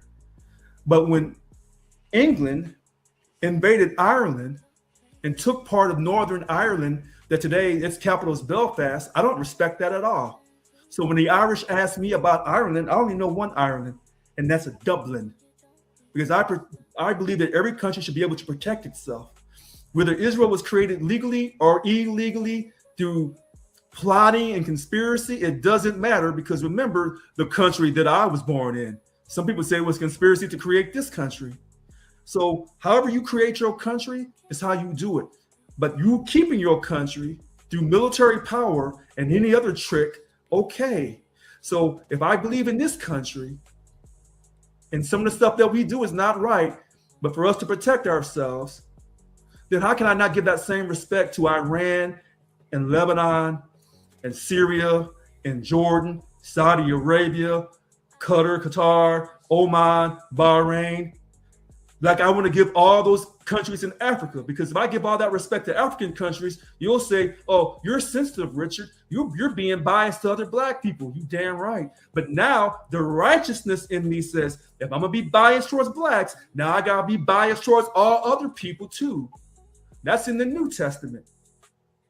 So it's easy to love somebody within my family, but when I can go outside of my family and love somebody who doesn't come from my family, who's not part of my race, who's not part of my political or no political party situation or affiliation, if I can show them equal love, maybe I have a chance to get to the eternal life. Maybe. And that's what I feel like in the world today, we as Americans. See, I don't believe that a lot of black people in America have this imperialistic attitude, but I could be wrong, because I've been wrong earlier tonight on these other situations. I stopped there. No, I think that those are valid points that actually span a little bit of a different part of the conversation, and that is the religious aspect of it, especially since America or Americans will begin to claim a specific position of Christianity and how we're supposed to interact with the rest of the world. But it looks as if it's lost when this form of Christianity it goes outside of our borders, right? So the consistency that you're talking about, I get. And of course, in America, everything is based off of race, unfortunately. You know, that's one of the premier foundations of how we started this experiment of democracy. That's the truth of it. But let me get back into reading a little bit more, because I was about to say you should just blast through the rest of the points. Yeah, and then let everybody get mad, because if they were mad now, they're gonna be really mad in a second. Yeah. Let me push it real quick. We'll pick back up a paragraph through. The United States of America and the Islamic Republic of Iran commit to negotiating and achieving the final deal in maximum 60 days, extendable with mutual consent. Immediately upon the signing of this MOU, the United States of America will begin the removal of its naval blockade and any disturbances or impediments against the Islamic Republic of Iran, and will fully end the naval blockade within 30 days. During this period, the traffic of vessels will be in proportion to the numbers of pure traffic being restored by the Islamic Republic of Iran. The United States of America further undertakes to remove its forces from the proximity of the Islamic Republic of Iran within the 30 days after the final deal. Paragraph 5. Upon the signing of this MOU, the Islamic Republic of Iran will make arrangements using its best efforts for the safe passage of commercial vessels with no charge for 60 days. With no charge for only 60 days, from the Persian Gulf to the Sea of Oman and vice versa. The traffic of commercial vessels will immediately start, and considering the needs for removal of the technical and military obstacles, and demanding by the Islamic Republic of Iran will be instated within 30 days. There's a lot of stuff happening within 30 to 60 days. I'm just throwing that out there that I don't know are actually feasible, but we'll see. Makes it sound like because they had already restarted the talks. I was going to say, when it come to our president, if he don't feel like doing something, he ain't gonna do it. I don't even think this is still a living document. So it makes it sound like to me like they bluff the minds, because there's no way they can get them all out that fast. Yeah, it's partial, because they have to go back into negotiations because of rhetoric that POTUS began to say. And remember, the Iran delegation at one point got up and walked away from the negotiating table. Yeah. Right. So, but this is what we have so far. This is what we can see in black and white so far. The Islamic Republic of Iran from this point on, instead of reading that whole thing, I'm just going to say it on. We'll conduct dialogue with the Sultanate of Oman to define the future administration and maritime services of the Strait of Hormuz in discussion with other Persian Gulf littoral states in line with the applicable international law and the sovereign rights of coastal states of the Strait of Hormuz. Whereas, which should have been going back to I don't want to call it invasion because I don't want nobody to think that I'm talking about war. Oh Lord, here we go. What is it good for? Oh. But we will never get to the stance where we were with the Strait of Hormuz before these things began to happen. So gas prices are not going down. Yeah, they're gonna go down. They're gonna go down. Maybe about 30 cents. But I got you, Deuce. Yeah, because we've ruined this. The United States of America undertakes, from this point forward, I'll just say the USA. The USA undertakes with regional partners to develop a definitive mutually agreed plan with at least USD 300 billion. There it is. Damn. 300 billion for the reconstruction and economic development. And that's the part where I wanted to get to, because didn't we say we were out of nation building? Mm-hmm. Didn't we say we weren't going to be in the business of nation building?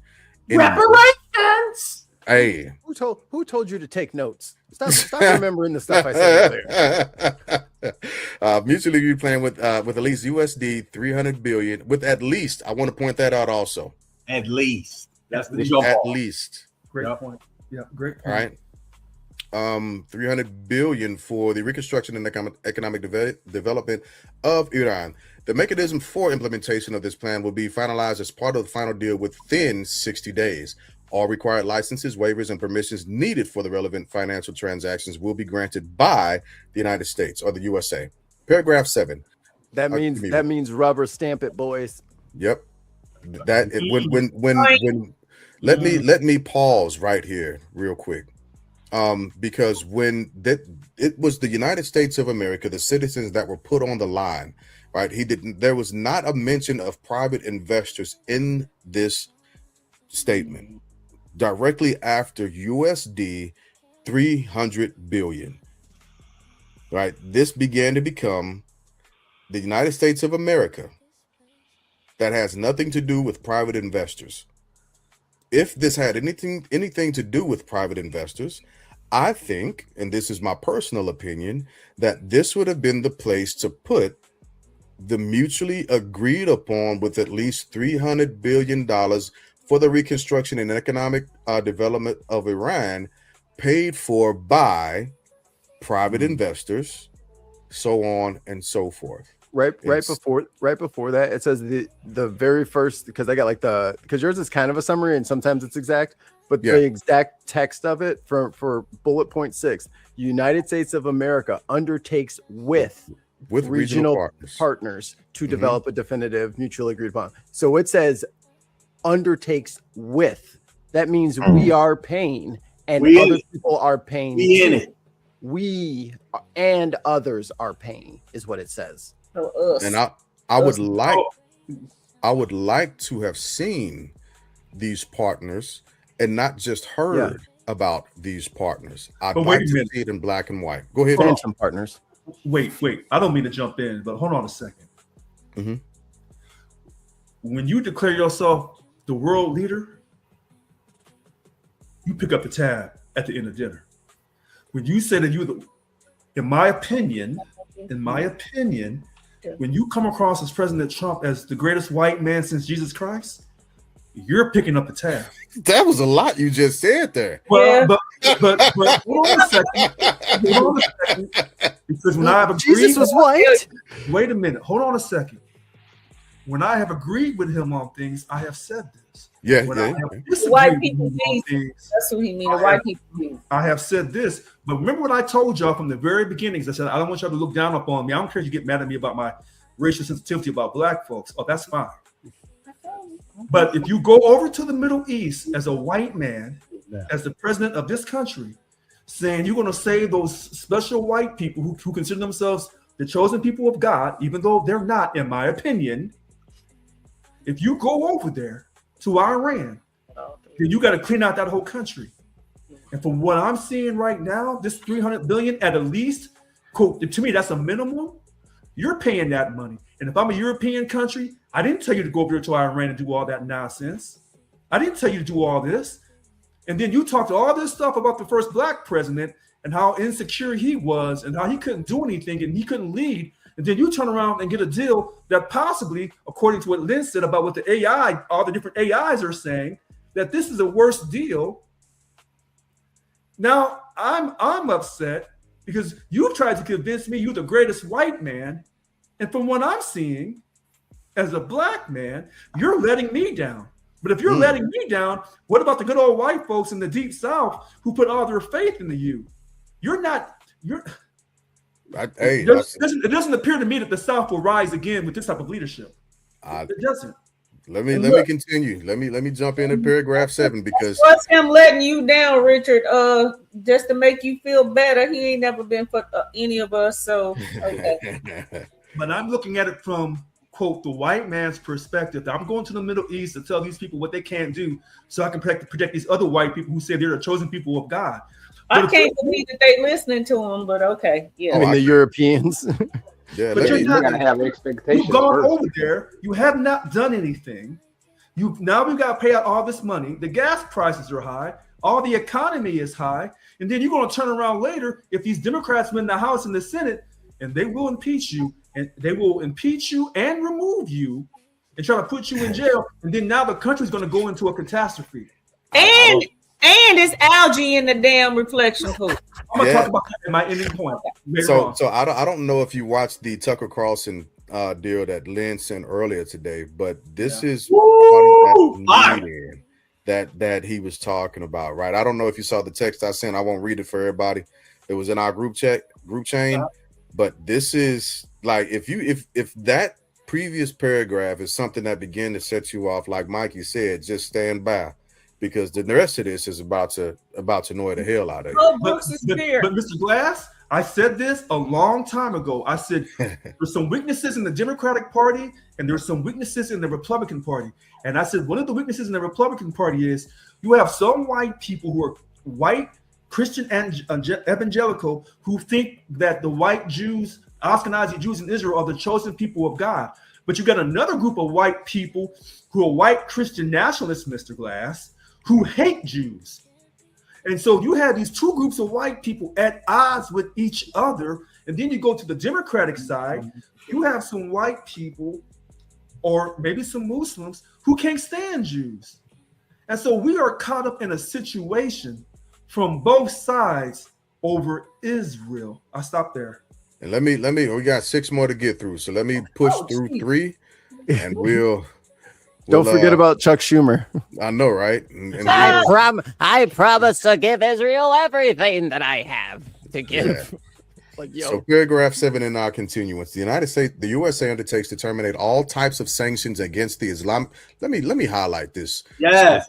For future sanctions released immediately. I want us to see what's happening with this, right? Because this is the part that actually kind of rubbed me wrong. The USA undertakes to terminate all types of sanctions against Iran, including the United Nations Security Council resolutions, IAEA Board of Governors resolutions, and all the unilateral U.S. sanctions, primary and secondary, in an agreed upon schedule as part of the final deal. Iran and the USA acknowledge the critical importance of the sanctions termination issue above mentioned and express their intentions to immediately address these issues in the negotiations in order to achieve mutual agreement on them. Now, if you don't understand what this means, you don't understand money.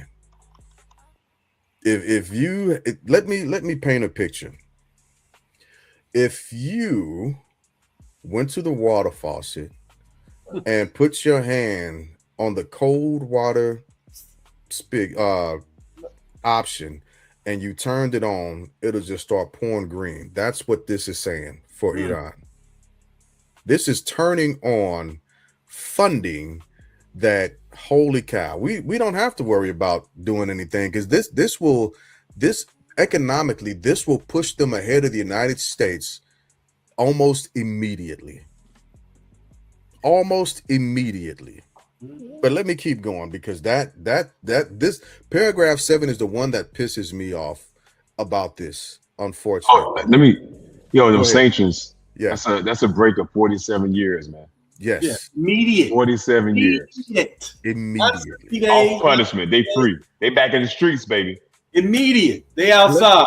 We outside. We So outside. if we thought Hezbollah and Hamas were bad at one point, just think about what they will be able to get when they are properly funded. Somebody about to learn some act right is what I. Because hold up, Jay Glass. There's also $100 billion that we're going to unfreeze. Yeah. Don't forget that. Yeah. We're going to unfreeze the checking. So we are talking about a cash flow in a society that we consider the biggest enabler of global terrorism, having literally financial availability to do, and they partners in Russia. Let's make they're about to be Elon Musk. They're about to have $1 billion in checking. I'm about to move over there. They're finna have healthcare and shit. They're gonna have all the money going that way. Wait, is it healthcare or free healthcare? It's gonna be free for them because by 100% free. By the whole thing has been, we are pushing forward to keep Iran from being nuclearly capable. This is the exact paragraph 7 gives them that ability. Directly and indirectly. Financially, it gives anyway. Let me keep reading. I said we had to keep Jay Glass. This is like you had a beater and it got totaled, and now they're gonna give you a Maybach. Yeah. Oh my God. That's insane. Your B210 got totaled, and they're like, you know what? Yeah. So let me go back and answer my own question. Actually, I do actually find some sort of solace that at least this is pushed out to the American people. And the reason why I find solace in it, it doesn't mean that things are going to get better at all. But now we can the American people can literally hold this administration to something that Blanche is trying not to do. And with this being in writing, hold them to account. Yeah. How many other times have we seen them put anything in black and white? Very rarely ever. Well, my question is this document really a legal document?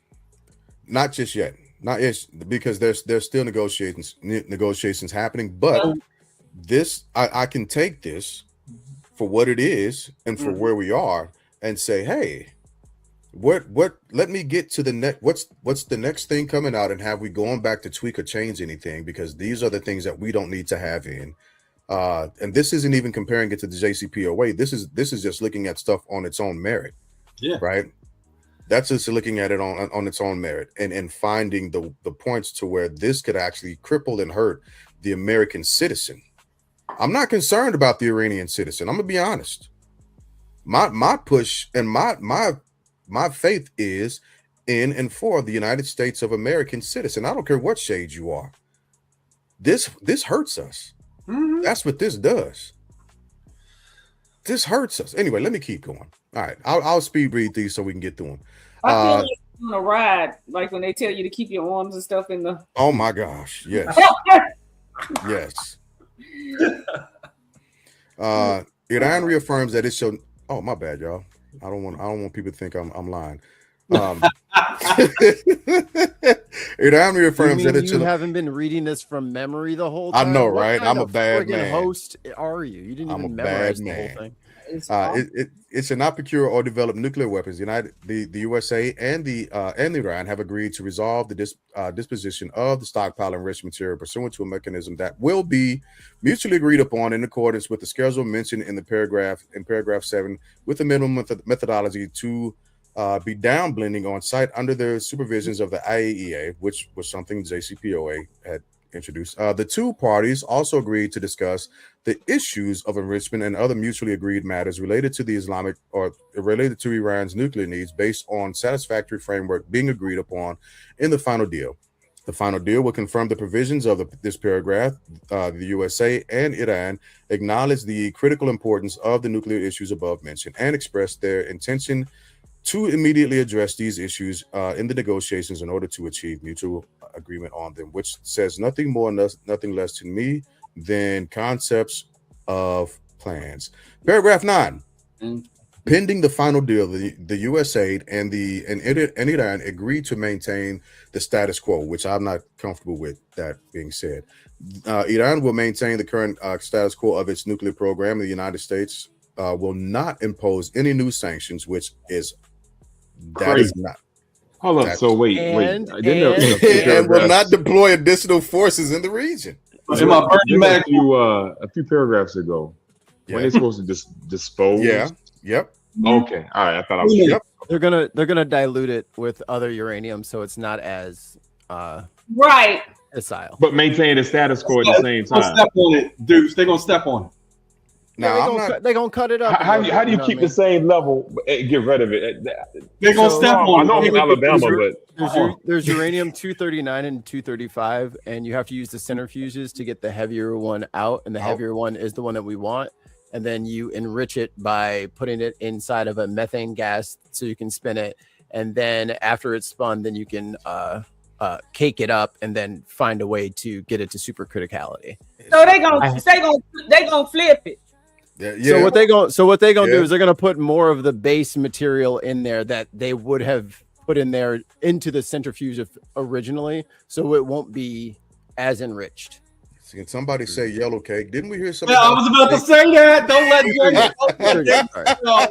hear about this yellow cake. Don't let Dave hear about the yellow cake. I'm scared. I'm scared what Mikey got in his house and what he's teaching his daughter to do.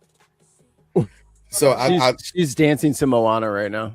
I just want to point out that the Secretary of Defense, I'm not going to call it the Secretary of War because Congress has not changed the name. Secretary of Defense has made his platforming on saying that the difference between this MOU and what happened at JCPOA is that they know that we will now be able to resort to force. According to this MOU, we cannot impose it as it says right now. The USA will not impose any new sanctions and will not deploy additional forces in the region. So it's not just Iran, it's the region. I want y'all to understand. Get out. I want you all to understand what that there is a quota, a maximum, as well as a possible reduction of forces in that footprint because of this MOA as it stands. I mean, but you got to define region. You know what? Hey. You got to define region. I mean, this is the dude that changed the name of the Gulf of Mexico. You missed the key word. Fair point. Indeed. Say again? Listen, I've been writing down some of these words. What's the key word?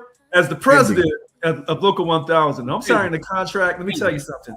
Words like mutual, final, discuss, satisfactory, immediately, respects, negotiating, pending. That was garbage words. I agree. And that's exactly why I said this. This sounds like the campaign trail when he was discussing concepts of plans. It's garbage. It's garbage. Concepts. I have a concept of a plan. Yeah. That I'm going to release in 2 weeks. So in the next 2 weeks after that. So let me finish these. Go ahead, Mike. I don't want to distract, but if only he could just call Obama's people and ask for help. Man, if only he could just call and ask. Look, I'm in over my head. The water's getting deep.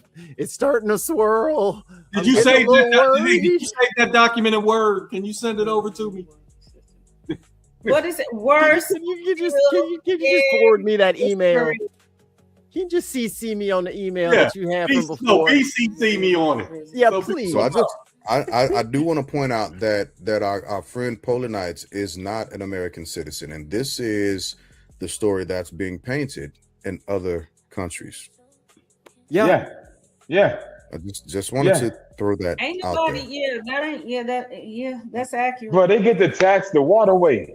That was free. Free. That was Damn. It was free. Now it's Hell. Damn, now we gotta pay for the straight too. Damn. let me Hold get on, through. Hey, Jay Yeah. Glad. You Yeah. know when JD Vance messed up? When he opened his mouth. When he What he said inspectors will be allowed back in. Back in. Because you know what Back that means? in. That he They were acknowledged in. it. They were there. They were Yeah. in. Yes.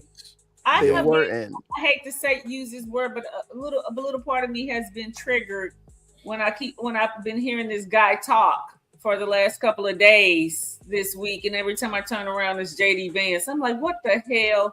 Yeah, they don't like that guy. I just want to throw that out there. But let me And this is messing up his plans and Rubio's plans to run for president. Oh, horribly. And Absolutely. Trump doesn't care. And Huh? he's Trump in there. doesn't care. No, he's No. in there to destroy them all. He's a lame, he a lame duck. He's Idiot. still trying to figure out a good legacy, Yeah. but he's messing that up by the He day. ain't thinking. But he's about the lame duck president right now. He has always been for himself. He ain't even for Melania. She ain't for him either. So they're like perfect. Well, couple. just to throw something out about her, the best. well, you know what? I'll say that for some other time. Let me push through. The USA undertakes that immediately upon the signing of this MOU and to the termination of sanctions, U.S. Department of Treasury will issue waivers for the export of Iranian crude oil, petroleum products, and derivatives, and all associated services, including banking transactions, insurances, and transportation. I just want y'all to know that in Florida, they are putting 15% ethanol in gas. All right. The USA undertakes to make fully available for. Wait a minute. You know what? I'm gonna keep going. Go ahead. You mentioned the Treasury, and again, when you begin to mention the United States of America, it's talking about the citizens, and then you begin to mention the U.S. Treasury issuing things. Now, again, you're committing the citizen, the taxpayer, to dollars that Congress hasn't apportioned. Anyway. The USA undertakes to make fully available for the use of frozen or restricted funds and assets of Iran upon the implementation of this MOU. The USA and Iran will mutually agree on the procedures related to the release of these funds during negotiations. So again, we don't really have a framework. Such funds, whether obtaining the original account of transfer, shall be made fully usable for payment to any ultimate beneficiary designated by the central. Here you go, Rich. Here you go, Rich. By the Central Bank of Iran. The USA undertakes to issue all necessary licenses and authorizations accordingly. Real quick. Yep. I swear to God, real quick. Yep. Remember when Scott Bessent was like, yeah, we let some of those ships through and then we sanctioned all the oil. Well, we're giving that money right back. Right back. Matter of fact, that was a really, really great impression. I appreciate that. That's it. It's exactly that was spot on. Do you watch SNL, Mike? Oh, what? Do you watch SNL? Sometimes they're not very funny. Go ahead. I'm sorry. Go ahead, Jay Glass. Yep. The USA and Iran agree that an executive mechanism will be established to monitor the successful implementation of this MOU and the future compliance of the final deal. Paragraph 13, almost finished, folks. After signing this MOU and subject to the beginning of the implementation of paragraph 1, 4, 5, 10, and 11 of this MOU and the continuing implementation of these measures, the USA and Iran will start negotiations regarding the final deal exclusively on the other paragraphs. And finally, paragraph 14, the final deal will be endorsed by a binding UNSC resolution. And we have made it through it. Good. And that's what we're gonna make this presidency. Like, I got something. I was reading up on something. Yeah. What it said, U.S. is going to do the Reconstruction Fund, and then another section said companies. Right? I was reading on it. SpaceX. I forgot what the SpaceX IPO was. 135. Boom! Insane, right? We're using Starlink over there in Iran. Yes. To handle war aspects, right? Did you know there was a deal? There was a proposed deal from Elon's company to the Pentagon to help reconstruct Iran's communication capabilities. Because we destroyed that. That's gone. We did destroy that. Right? That's because Trump got pissed at him. Okay, hold that. I want you to put a pin in this. Listen to this. So SpaceX Yeah, that was just happened. generated 11.4 billion in revenue from Starlink in 2025. Proposed charging as much as $500 million to launch the capability, along with $100 million monthly fee to operate the satellites in Did you Iran say to provide monthly? communication monthly. Yeah, a month. But guess who they sent that bill to? I don't want to hear it, man. I don't even. I wanna paid hear it. I paid it. Pentagon. And guess who paid it. just who did Trump ask for more money for? Who Me. did 88 billion.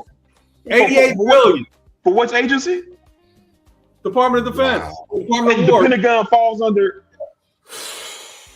We just Yeah. needed I just need to pay him a little bit more, and then he'll be good to go. We don't need to tax billionaires. I will give my money as a taxpayer. Elon doesn't have it literally in a couch cushion somewhere. I will pay it Oh. because. By the way, Elon is not a trillionaire today. Yeah.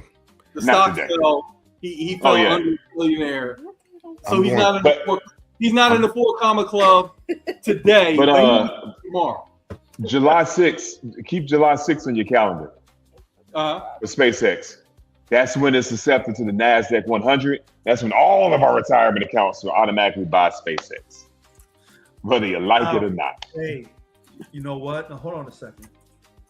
What? No, no. You only buy a Deuce if you have an index fund. And your retirement account. Right. Now, if you manage it yourself, different story. Right. If you have an index fund in your, if you don't put it in the index fund in your 401k, Correct. if you don't want to be part of it. Correct. So, listen, I've been watching these comments. They're going crazy. I'm getting back to them. AKQ is on point. The Irish, Irish Swede. person, Yeah, the Irish Swede. he or she is on point. Quite a few of these comments, they are on point. But I want to say this. Not gonna brag. Those are from the Bitten Podcast Network. We have a very eclectic, enhanced audience. Just wanted to throw that out there. This thing about this money that me and Deuce went round and round last year Who is the president?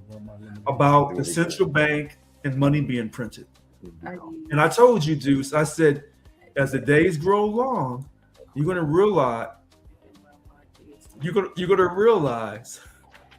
that you can print up as much money as you want as long as the people believe in it.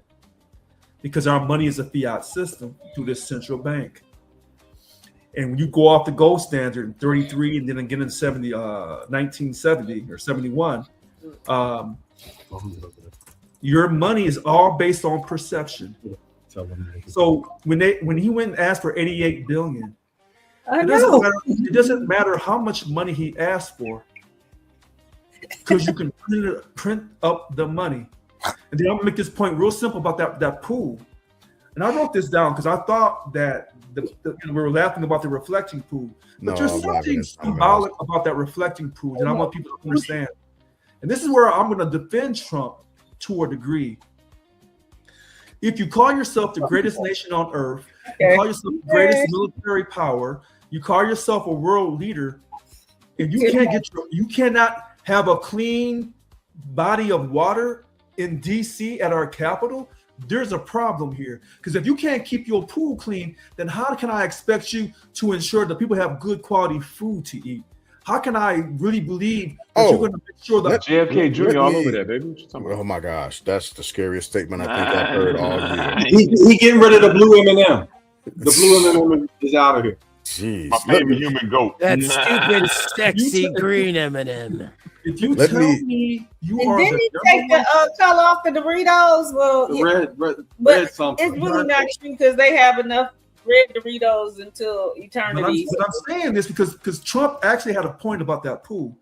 If you cannot have a beautiful pool with beautiful blue water that said that we are the #1 country, when you come to visit the Capitol and you see all the beautiful monuments in DC, because we are supposed to be this wealthy, powerful country, the world leader, and you can't keep your pool water clean. That's like me telling Stephanie Lynn coming up to my house, I'm balling right now in Sacramento, and they get up here, the toilet ain't working, the pool's a little dirty, and they looking at me like, just jiggle the handle, jiggle the handle. Jiggle. No, you got to take and reach down in there and pull the socket up. So they it's a little rusty. You're gonna need to take your watch go back off. to Houston. Look, you're gonna go back to Houston, but they're gonna be making calls saying this brother talk all this shit. If we get up to his house, his toilet ain't working right, his food don't taste right, and his water dirty. I can't even go out here and take a swim. Well, let me. It has nothing to do with race. Why is this whole pool thing, out of all the presidents that we've just had, maybe it just didn't make the press? Why is this happening now? Unless he hired, because you know how he is. He hired his homeboy. Yeah, I was going to say because he likes cheap labor. He hired his homeboy. But listen to this, folks. But here's the problem. But here's Trump's biggest problem of him saying, because I can know people are going to hate Trump, people are going to love Trump, but I'm going to look at him unbiasedly.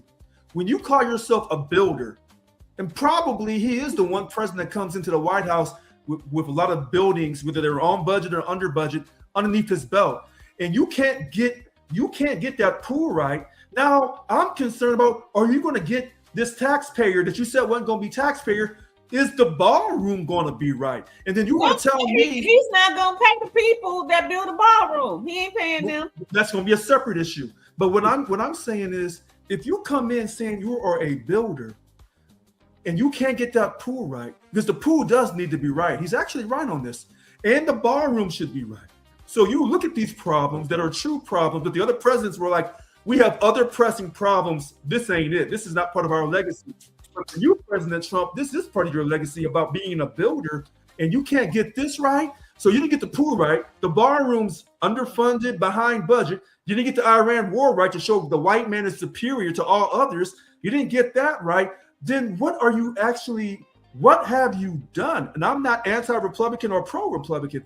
All I'm simply saying is you've done all this, and you know these Democrats, these other white folks, and ain't the black folks, these other white folks, these Democrats are coming for you in November. And if they get both those chambers, they're going to try to get you out of the White House and into a jail cell. And this time, I can't come to you and say political persecution, because the first time it was, and then you came back trying to get revenge on the political persecution. But this time when they come for you, I have nothing. I can't help you on this one. You on your own. He built a section of the wall, Richard. Don't cut it. He built a section of the wall. Don't act like you don't see that section of the wall down there. Okay. But that, you know what? That's a great point. He didn't finish that correctly. Yeah. So it's not that he didn't finish it. It's just a little behind schedule. It'll be ready in 2 weeks. 9 years behind schedule. 2 weeks. That pool is symbolic of the failure of his building expertise. But at least the lobby and lounge are kept. Oh, what happened? The rooms are full of bed bugs and water damage, but at least the lobby and lounge are kept immaculate. Well, that's kind of to what you were saying and what Mikey was saying. But you know, we bougie in our house. If you got to take the top off the top, we got a glove like one of them. Right. But I'm Y'all saying, do it right. Y'all do it right. The pool in the Capitol, that reflecting pool or whatever it's called, reflecting pool. It should be right. Those monuments in D.C. saying that we are the greatest, and I think most of those monuments don't have Confederate generals. I think, to unite the country, those things should be kept up and kept immaculate. Because they keep all those monuments in Europe, they keep your monuments immaculate. So they we've kept our monuments immaculate here in the United States up until now. Yeah, I was about to say, let's those are small beans to what's actually happening to. And that's what I'm saying. But that's what his presidency is. That's what he wants to focus on. So I don't disagree that it's symbolic. I don't disagree with that at all, because it is. Yeah, it's supposed to show, right, the initial greatness and beauty of America.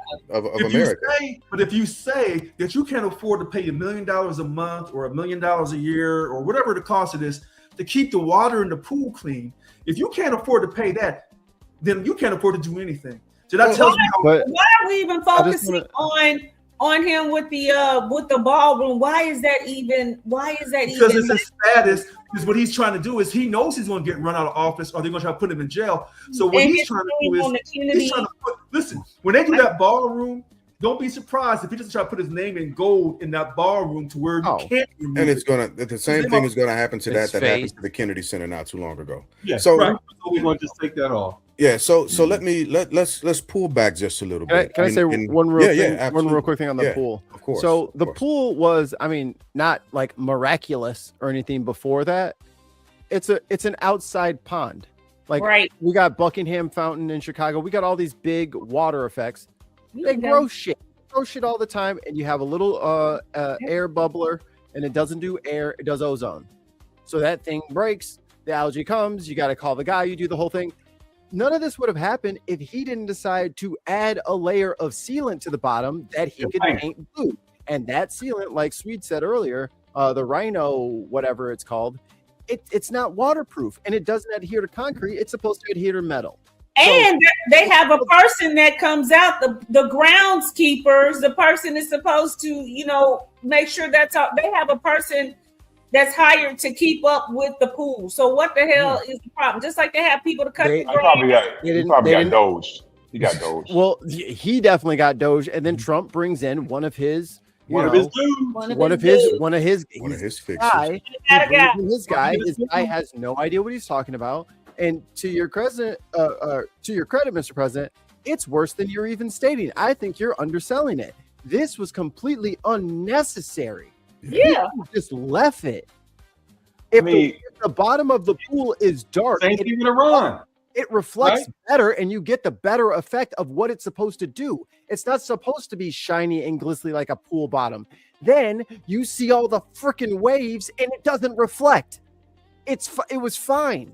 But he's stupid, and he wasted all of our time and money doing all this. Yeah. Mike, I want to say this thing. Y'all are underselling this man. This dude has a proven track record. Okay, I'm looking at stuff. He's a winner. He has the Trump Taj Mahal. I'm sorry, my bad, not that one. He has Trump Airline. Damn. Hold on, wait. He has Trump University.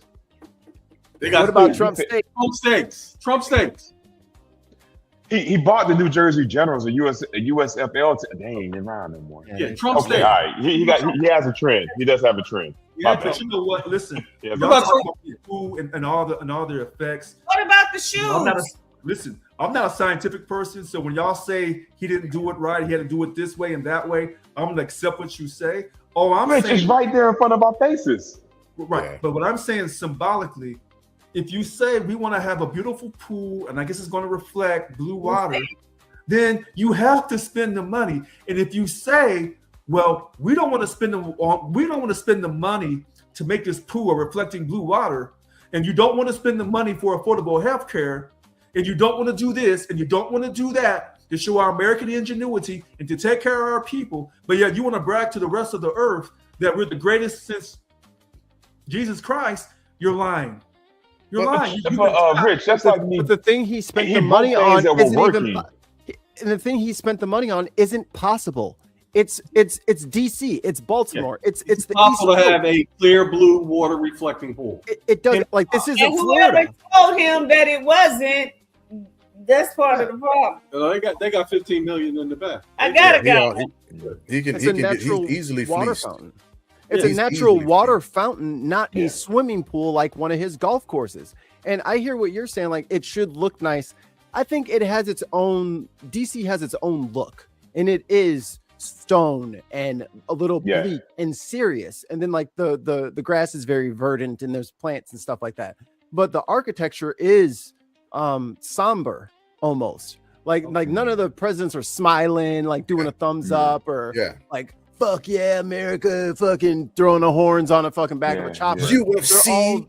It's Patty, and he's doing this guy, and he's got a bulge from his cup, and like we don't have that. We don't do that. Red cup. He holding the red Solo cup going across the Washington or the Delaware River. Like we don't. It was like I don't know what era exactly all that stuff came in, but the pattern persisted where you're supposed to be reverent when you go there and it's supposed to be stoic and a bit bleak. But if you know what it's true margin. Ooh. Listen, at the end of the day, I don't care if it's Democrat or Republican.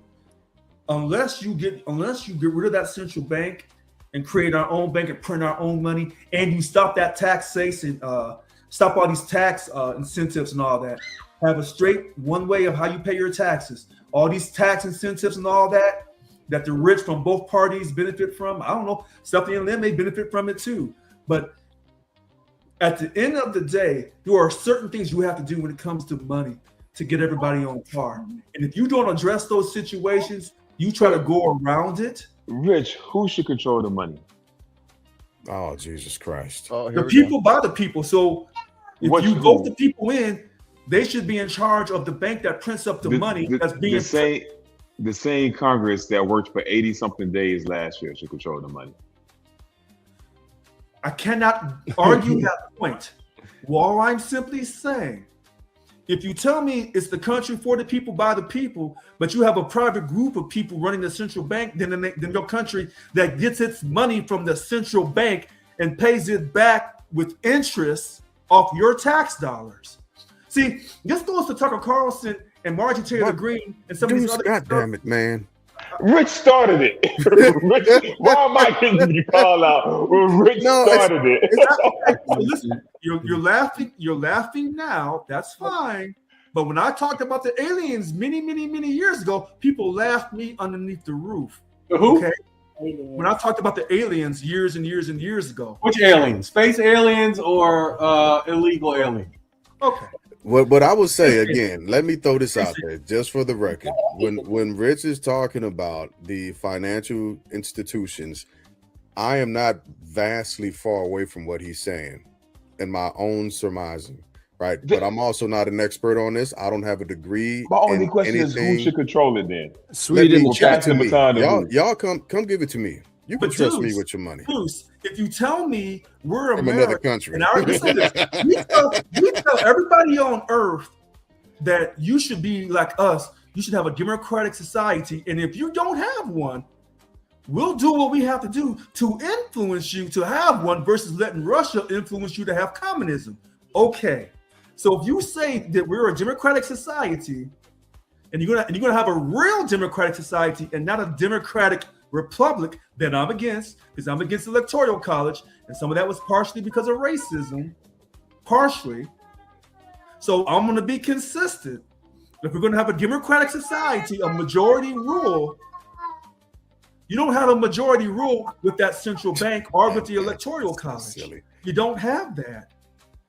So I'm not surprised that some Republicans are mad at Trump because he sold them on the bill of goods that America first. No, when he said America first, that was synonymous with I'm first and I'm going to take care of me and my family because I'm a businessman.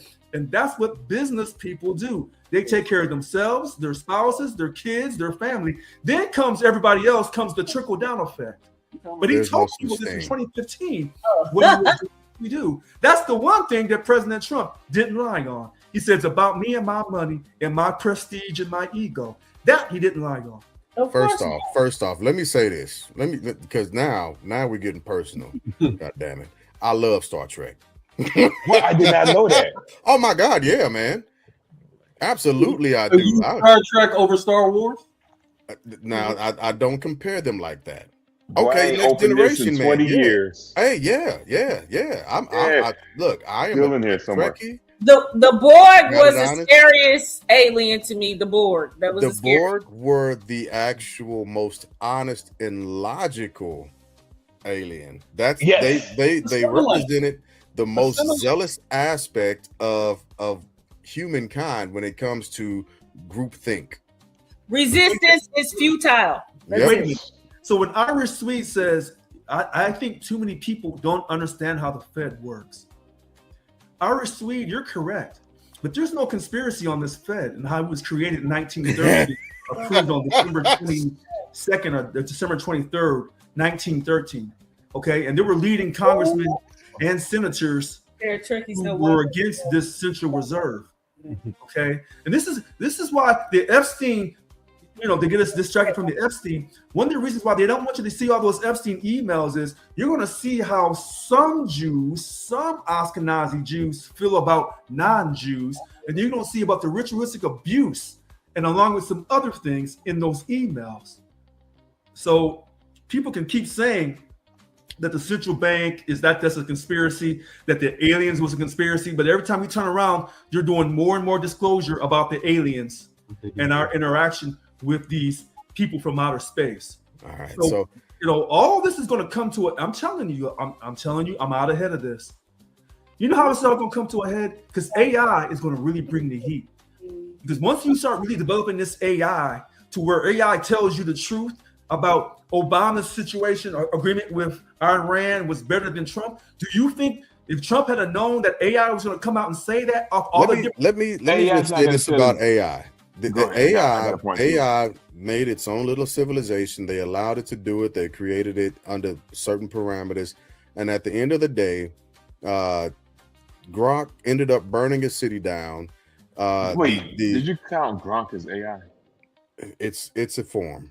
Yes, it's absolutely AI. Yes. So the AI societies would have checked out. We beat them. It's not. Actually, I would say listen to NDT's explanation of AI and how he assimilates it, and I don't think he's too far off from the truth of it. That is just another point of a computer, right? And it still has to be programmed within certain parameters to do specific things. AI is people. Yeah, Irish Swede. Yeah, I do know about the depressions prior to the creation of the central bank, because they were created so that there'll be a need to create the central bank. Because when we first started, we had the first bank, then we had the second bank. But President Andrew Jackson said no, he wasn't going to renew the charter. That was back in 1830. Oh God! See, and if I say a counterpoint, James gonna say, "Deuce, why'd you say something?" I'm not. What I was about. What I'm going to say. That's Star Trek. Star Trek is the Force. Listen, oh my God, Stephanie, Jesus Christ! Why would you? Why would you do that? This thing Somebody just put up that this Force is wrong with you. Abraham Lincoln, I want Irish Swede, because me and Irish Swede are probably on agreement on a lot of different things. When Abraham Lincoln was fighting the Civil War, he said, "We're going to print our own money." And I don't think y'all on the same page. No, you all are not. You're not on the same page. I bet you we talking would be. I bet I know that. So that was actually what I was going to say. We will have to get a calendar directly and mark a date to have an extended point of conversation. So you know how we do. We'll pull up information, so on and so forth, to talk about central bank conspiracy, so on and so forth. So we can dig into it and we can talk about it. I was trying to wait for Mikey to get back. Yeah, because people, well, I want people to understand, I'm being consistent. I have not changed up my tune. I said this a year and a half ago, and I'm staying consistent. And I said this about the aliens many, many, many years ago, and people laughed at me. And I said, you just wait till you find out what your U.S. government is really about. So when I was taught as a child that they were experimenting on Black people, I said, oh, I don't believe this. And then when the books came out later, I had to tell my aunties and uncles that I was wrong. You were right. They have experimented on Black people in this country on more than one occasion. Yeah. People call that just a big conspiracy, but it was not a conspiracy. Now, this Epstein situation, they said that was a conspiracy, but they won't release the files. So, you know, when people want to talk, it's easy to support the status quo on what you've been taught. But we as Black folks, we know that everything that you're taught in these schools, about 90% of it, of the truth has been omitted if it reflected people of color's contributions to this country, or not just Black folks, Mexican folks, or anyone else. So we're not getting the whole history of this women. country. Oh, women.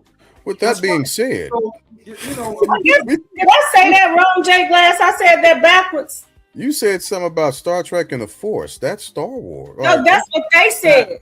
Oh, okay. I read it wrong. My she was bad. saying, My yeah. bad. They My said bad. that. You all right, hurt my feelings. I'm tired tonight. I'm tired. I'll let it go. Yeah, we've been pushing. Let me get to the proper banner. I don't know what I've done. Oh, here we go. We're going to get it around the horn. So let me get another track up. I make these tracks, by the way. If you all have enjoyed the music that you've been listening during the podcast, these are tracks that I produce when I'm at home. But let's get around the horn. And of course, we won't start with me. We'll put Mikey up first. Mr. Mikey. Hey, Mikey, he likes it. He likes it. Oh man, I have heard that 100,000 times. I'm not an original, At but you only heard it once tonight. So hey. You don't know that. I have a very busy social life. I talk to many people. No, I'm just kidding. So we covered this on my network, the Ben Podcast Network. Please give us a subscribe and a follow and a like and all that good stuff. Absolutely. Where can we find you at? What platforms? On YouTube and Twitch. We used to do Facebook, but people wouldn't comment because their names and stuff are on there. So we went to the more anonymous one.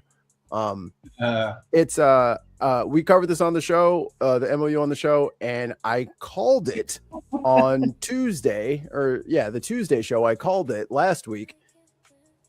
Man, somebody just had to, I don't know, bomb Lebanon. Like, I knew something was going to happen, that this deal would not go through. It's too good for Iran, and somebody who will remain ain't real, nameless, is not going to allow them to get anything. They don't want them to have anything. They have a almost bloodthirst for them. Even though the Iranian party, despite all of their foibles as a nation, they have been the mature, responsible, at sometimes compassionate ones in this equation, which is not what we would expect out of our adversaries when our allies are acting so cutthroat. They got us.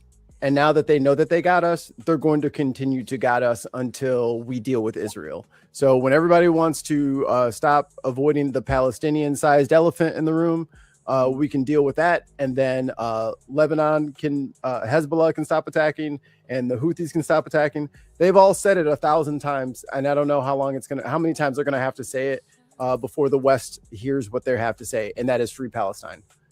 If you do not stop the genocide, we're never going to have cheap gas. We're never going to have anything. And Democrats will never win an election. So either we solve the problem and we help these people, or we continue to do this for the rest of our lives. I can dig it. Give me 1 second. I wanted to go and fulfill Polar Knight's request to link your podcast, which I just did. I'll put it in the chat right now. Thank you. That is the direct link to the Ben Podcast, run by Mikey Famine, and he's got a great panel also. So when he's on third, listen, y'all go listen in. It's a good time. It's a good time. I thought that I had a lot of trolls that we get off of this podcast. Oh my God. Podcast. They get trolls that are paying to put comments in, and it's absolutely hilarious. They get, my God, they pay and they get flamed. It's great. It's a great thing to watch. So fun. It was absolutely hilarious. So I enjoy. I might need to take that approach. I'm just putting it out there. When is this podcast? It's say that again. When is this podcast, Mikey's podcast? When? What dates and times, Mikey? So on Tuesdays, well, sometimes we have two shows, but Tuesdays are usually midday, 12 p.m. Eastern, and then on Thursday it's 12 p.m. Eastern and 8 p.m. Eastern. So, and then Wednesday we have another midday show where we talk about food, so we can depressurize from having to deal with genocide and war and all of the horriblest things, racial crimes, and reporting on all that stuff really takes a toll on you. So we watch funny food porn videos, and it's great. Yeah, I would also. Thursday was 12 and 8 Eastern, right? Correct. Yeah, I put it in the comments. Okay. Let me do my. This is Buddy. Here he is. There, save. Come on. Okay. So while y'all are going and liking, I also gotta give a shout out to that's dope. I love that's him. That's his comments that he was making. Oh yeah. It was that craziness. Making fun of my blackness. None of you guys. Yeah. Okay. Thank you. And so while I'm a pull Rich up for his around the horn comments, and while we're transitioning to Rich from Mikey, I also got to give a shout out to my high school buddy. He came on to the podcast a while ago, J.R. Jackson. He has the watch list, and he's on every day at 12 p.m. Eastern also, and he's got a great show. He's an individual. He doesn't have a panel. He's by himself. But he shouts us out all the time, and I need to make sure I do the same for him.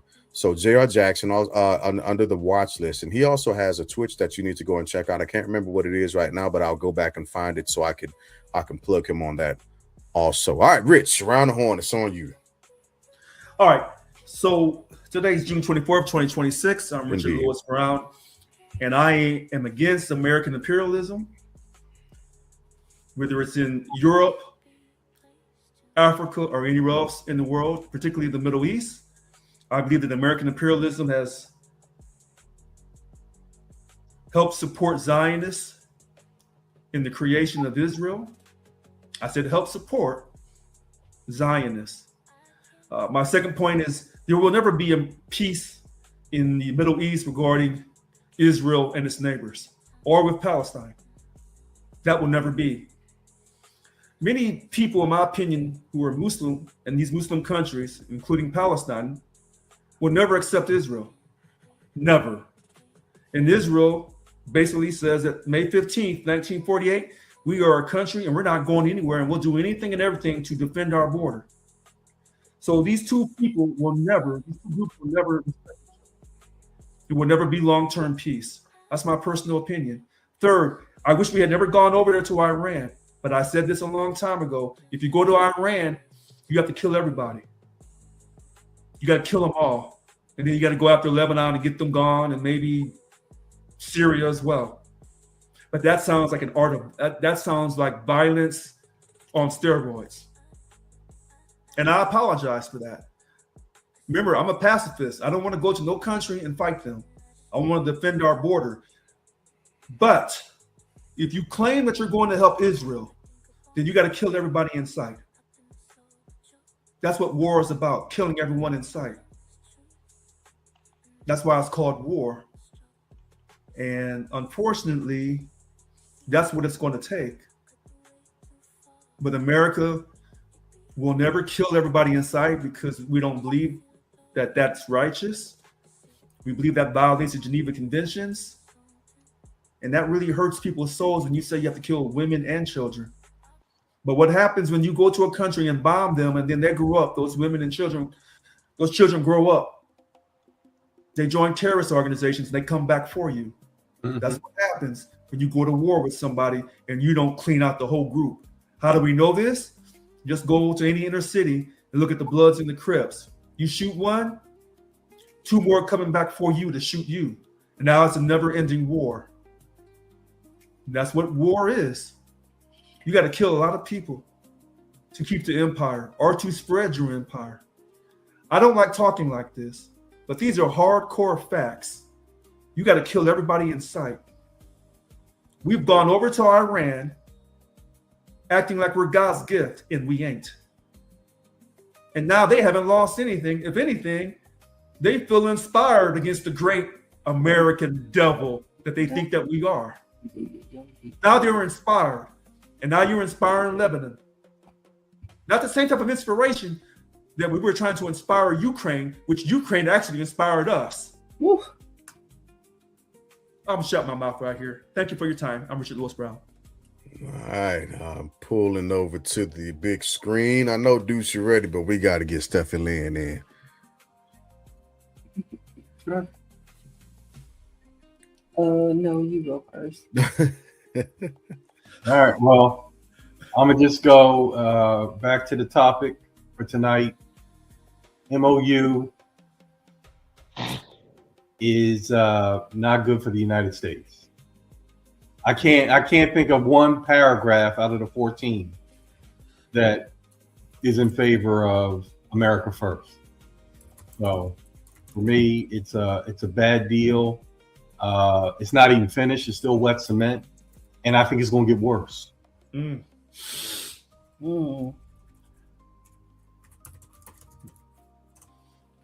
Oh, it's my turn. Okay. It's your turn. I'm done. It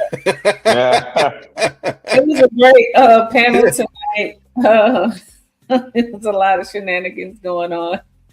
Yeah, Square, whatever. But I'm just glad that everybody gets to voice their opinions, and hopefully we can get this reflection pool and together. And look, the gas prices look while they're not going, since we're not in war, you know, we have better things to think about, right? I'm saying this sarcastically, like our reflection pool and our gas prices. So, and our ballroom. Oh, and our ballroom and the UFC fights and what else? Oh, and the shoes. Did anybody get some shoes? I'm still waiting on my phone. Okay. Don't forget the passports. Don't forget the passports. I forgot about that. Ooh.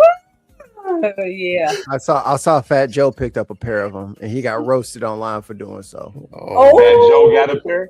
Fat Joe got of course he's like, I got to. I'm a sneakerhead. I got to. And there's like, bro, just not them. I wonder what Jada had to say about it. I was talking about the black shoes. She was talking about the floor shine. Oh no, he got that Rubio had on. Oh my God! Rubio could have used a pair of them Trump sneakers. Yeah, because he said that the African Americans would like those. Yeah. And Fat Joe showed up with, "Look, y'all, I can explain." It's like, Joe, no, shut up. Mikey's pretty good with these expressions. Yeah, these are pretty good. I've been this annoying my entire life. That's all I got. Glad to be. Deuce, it's on you. All right, so start off. I got some notes here.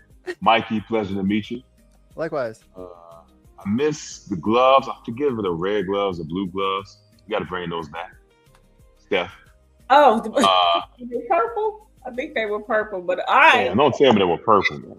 Man, I messed all the colors up. All right. Then, of course, miss my boy, the baiter and press, Rich. He always baits me into fair conversations that then James calls on me for and never says anything to Rich. I noticed that. Must be the St. Louis connection. Wow. He said it's the river water. Same bedroom, baby. And I want to play Connect the Dots, man. Venezuela was first, right? Yep. Yeah. Then Iran. No, Venezuela was second. Who was first? Greenland. We didn't go after Greenland, though. Yeah, we just talked about it. We just had this conversation. We're talking about actually being there. Well, I would say the boats are first. The boats and then Venezuela. Yeah. The bombing. But the boats are connected to the area. So even though the countries weren't even aligned, but according to them, sure. Facts. So Venezuela, Iran. I think about similarities. Oil, right? Neither was cool with the U.S. corporations operating in their backyards. Both had China, Russia influences, right? And then drugs with Venezuela and terrorism with Iran, listening to Trump. So I think what country could be next? Think which one could be next? Because there's another one. There's another one. A Middle Eastern. Cuba, we're already doing some Cuba stuff. Yeah. Right. Cuba's how about Taiwan? How about that? Taiwan will be China initiating it. So I'm talking about which is a good one. I'm thinking about things we initiate. I came to two solutions. One with Israel, one without. Without Israel, I think it's Colombia. Whoa. No, they'll Colombia die. Or Russia, China, cool with them. It's jungle. You want to go in there? It's the same thing we did with Iran. We didn't put boots on the ground. Notice we have no footprint in South America or Central America. It's jungle, brother. Yeah, we do have something down in Venezuela now. We have a presence, but you're right, it is jungle. And then they'll get a tire around their neck and gasoline necklaces for the evening. So that's why I don't think it'll be down there, baby. No. I don't think it's gonna be boots on the ground. I think it'll be like another air show. Oh, okay. Right, or another snatch and grab. That's my guess. So put that down in the record book. Now, if you want to please Iran, I'm not Iran, Israel. I said, hey, sorry, big bro. You know, Israel, big bro. Sorry, big bro. Damn. Now we'll come up with a reason to go at Lebanon. Damn. Come up with a reason to go at Lebanon, which doesn't match the criteria for other countries, but it has an Israeli influence. So those are my 2 picks. Put that on Polymart. Check it. And put my bet in. All right. Gotcha. Report just came out that Polymarket's been faking their stuff. No. Came out this afternoon. They're Faking their ads. Their ads were fake. Yeah. Oh, the ads. Yeah, where the people were winning, where the people were winning in the ads, where they were showing people winning. Oh, yeah. But the data's good. Money. No, the data was fake too.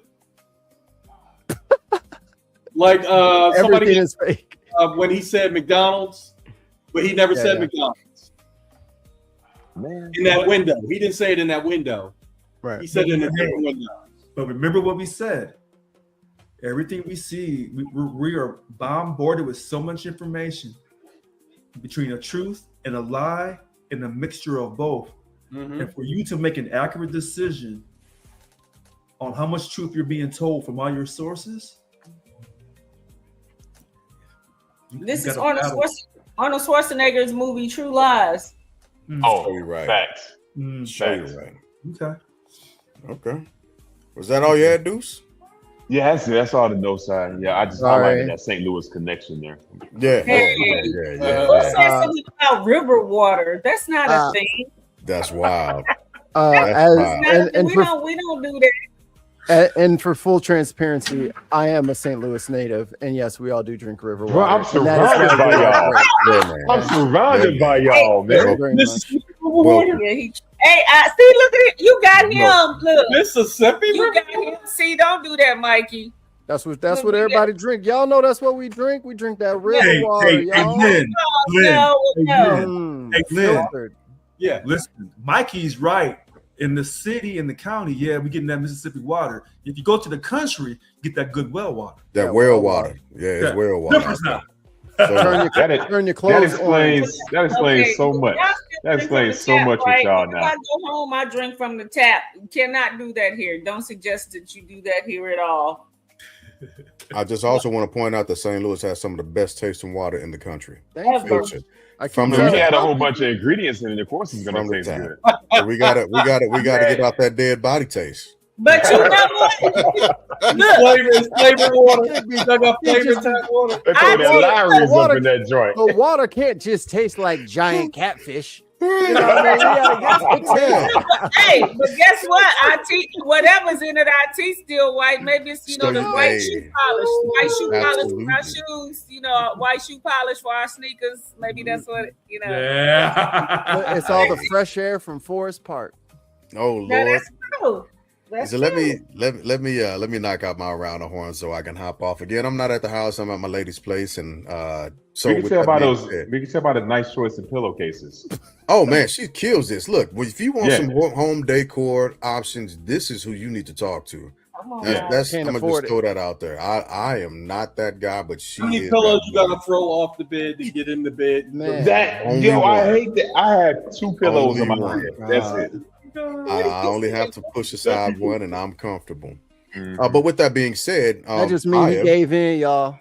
Partially, sometimes you just get tired, and you can't just move all you can't fight all the pillows. You gotta lay where you lay. But she is the host of a segment, a podcast that we have called Wealth Reimagined. She has been in banking for over 2 decades, and she is assisting everyone when it comes to personal finances, starting with budgeting, so on and so forth. So catch her segments. She doesn't go live frequently, or she hasn't been live yet, but we do have her segments that come out and they are played as well. So, yeah, if you haven't looked at Wealth Reimagined with the People's Money Coach Maya K, by all means catch her. We clip it every day. She plays her new videos come out every Monday. That's cool. She's gonna go live. I want to talk to her about. And she holds your hand through the scary reports. Yeah. So I will. She holds your hand through the scary. If she feels like it, if she's cool with it, if not, cool. Yeah, I mean, I'll ask her because I don't think she's opposed to going live, but you know, she wanted to get out what she needed to get out before she answered the questions. So barbecue I was at a gas station. Lord have mercy. yeah, but so make sure you catch her. She puts out new content, generally speaking, every Monday morning, and it begins to play. So she's starting from budgeting from $100 all the way up through. It's great. I'm learning a lot, and follow her. Worth Reimagine. We've got a lot of things that we're going to do with her segments. Also, my sister will begin to get her thing started. She's currently in the States from Japan, and she's going to be talking about. She's been in psychology for decades also, and so that's her niche, and so she will be pushing out content sometime soon. Also, for the good people who don't know this about the Medeiros Group, if you have any questions about life insurance whatsoever, Stephanie and Lynn Medeiros are the people to contact to help you with your life insurance endeavors. And not just that, right? But if you need questions answered about wills or trusts, they have also expanded into that as well. So there's a plethora. Say again? Power of attorney. POA. Yeah, absolutely. POA is power of attorney as well. So there's a plethora of information, right? And also, as you see tonight, with the Ben podcast with Mikey Famine, make sure you catch his information also. And we put it in the chat once before. And this is to make sure that everybody is getting a more than enough information, right? The point is to push out valid information, whether you agree with it or not. You might not even know that you need the information right now, but you'll need it in the future.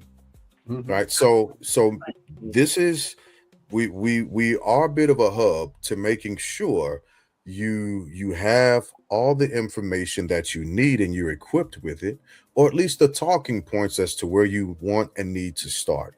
Right. So tune into the Family Bloodline Network, because we're covering as much as possible, and we're not doing it from the celebrity standpoint. We're doing it from the average everyday American citizen. Everything that you hear us talking about or debating or going back and forth about, it's because we all have a passion for our fellow American. We all have a passion for our fellow American, and we all have the exact same goal for everyone involved, and that is nothing more and nothing less than success. That's what we want for everybody.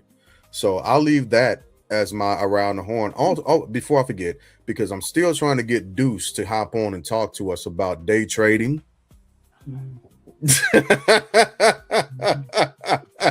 And all those good things that come along with that. He's a wealth of knowledge when it comes to that. And I honestly think that he should have another segment added on to start walking people through these different lines of sight financially, because that's another thing that we need to look at, not just as an American society, but as a people in general, how to invest, what it looks like, the reasons behind it as well, giving you the why, as it were. So I'll end my around the horn, doing my best to promote everybody. Again, J.R. Jackson with the Watch List, the Ben Podcast, Wealth Reimagined, the Medeiros Group, all of that. It's a place to be. So continue to tune into the Family Bloodline Network. We are trying to do our best to patch everything and everyone together so that we can move forward as a society, because that's what it's about. Mm-hmm. Thank you. You're the best. Word. Dopeness. Absolutely. Yeah. Thank you, sir. Yeah, my pleasure. Again, we've got to do another life insurance thing, and also start to talk about the trust, the new parameters that you all have begun to develop, because I think that's so important. I think it's such an important aspect of everyday life that we're missing out on, whether it be wealth management and generational wealth. Generational wealth. Yeah. All of that. So with that being said, as always, we absolutely thank you and appreciate you all for hanging out with us. You could have been anywhere else in the world, but you decided to be with us, and so we appreciate it. So God bless and good night. Good night. Holla, holla, holla, holla, holla. Let me holla. Let me holla. Let me holla.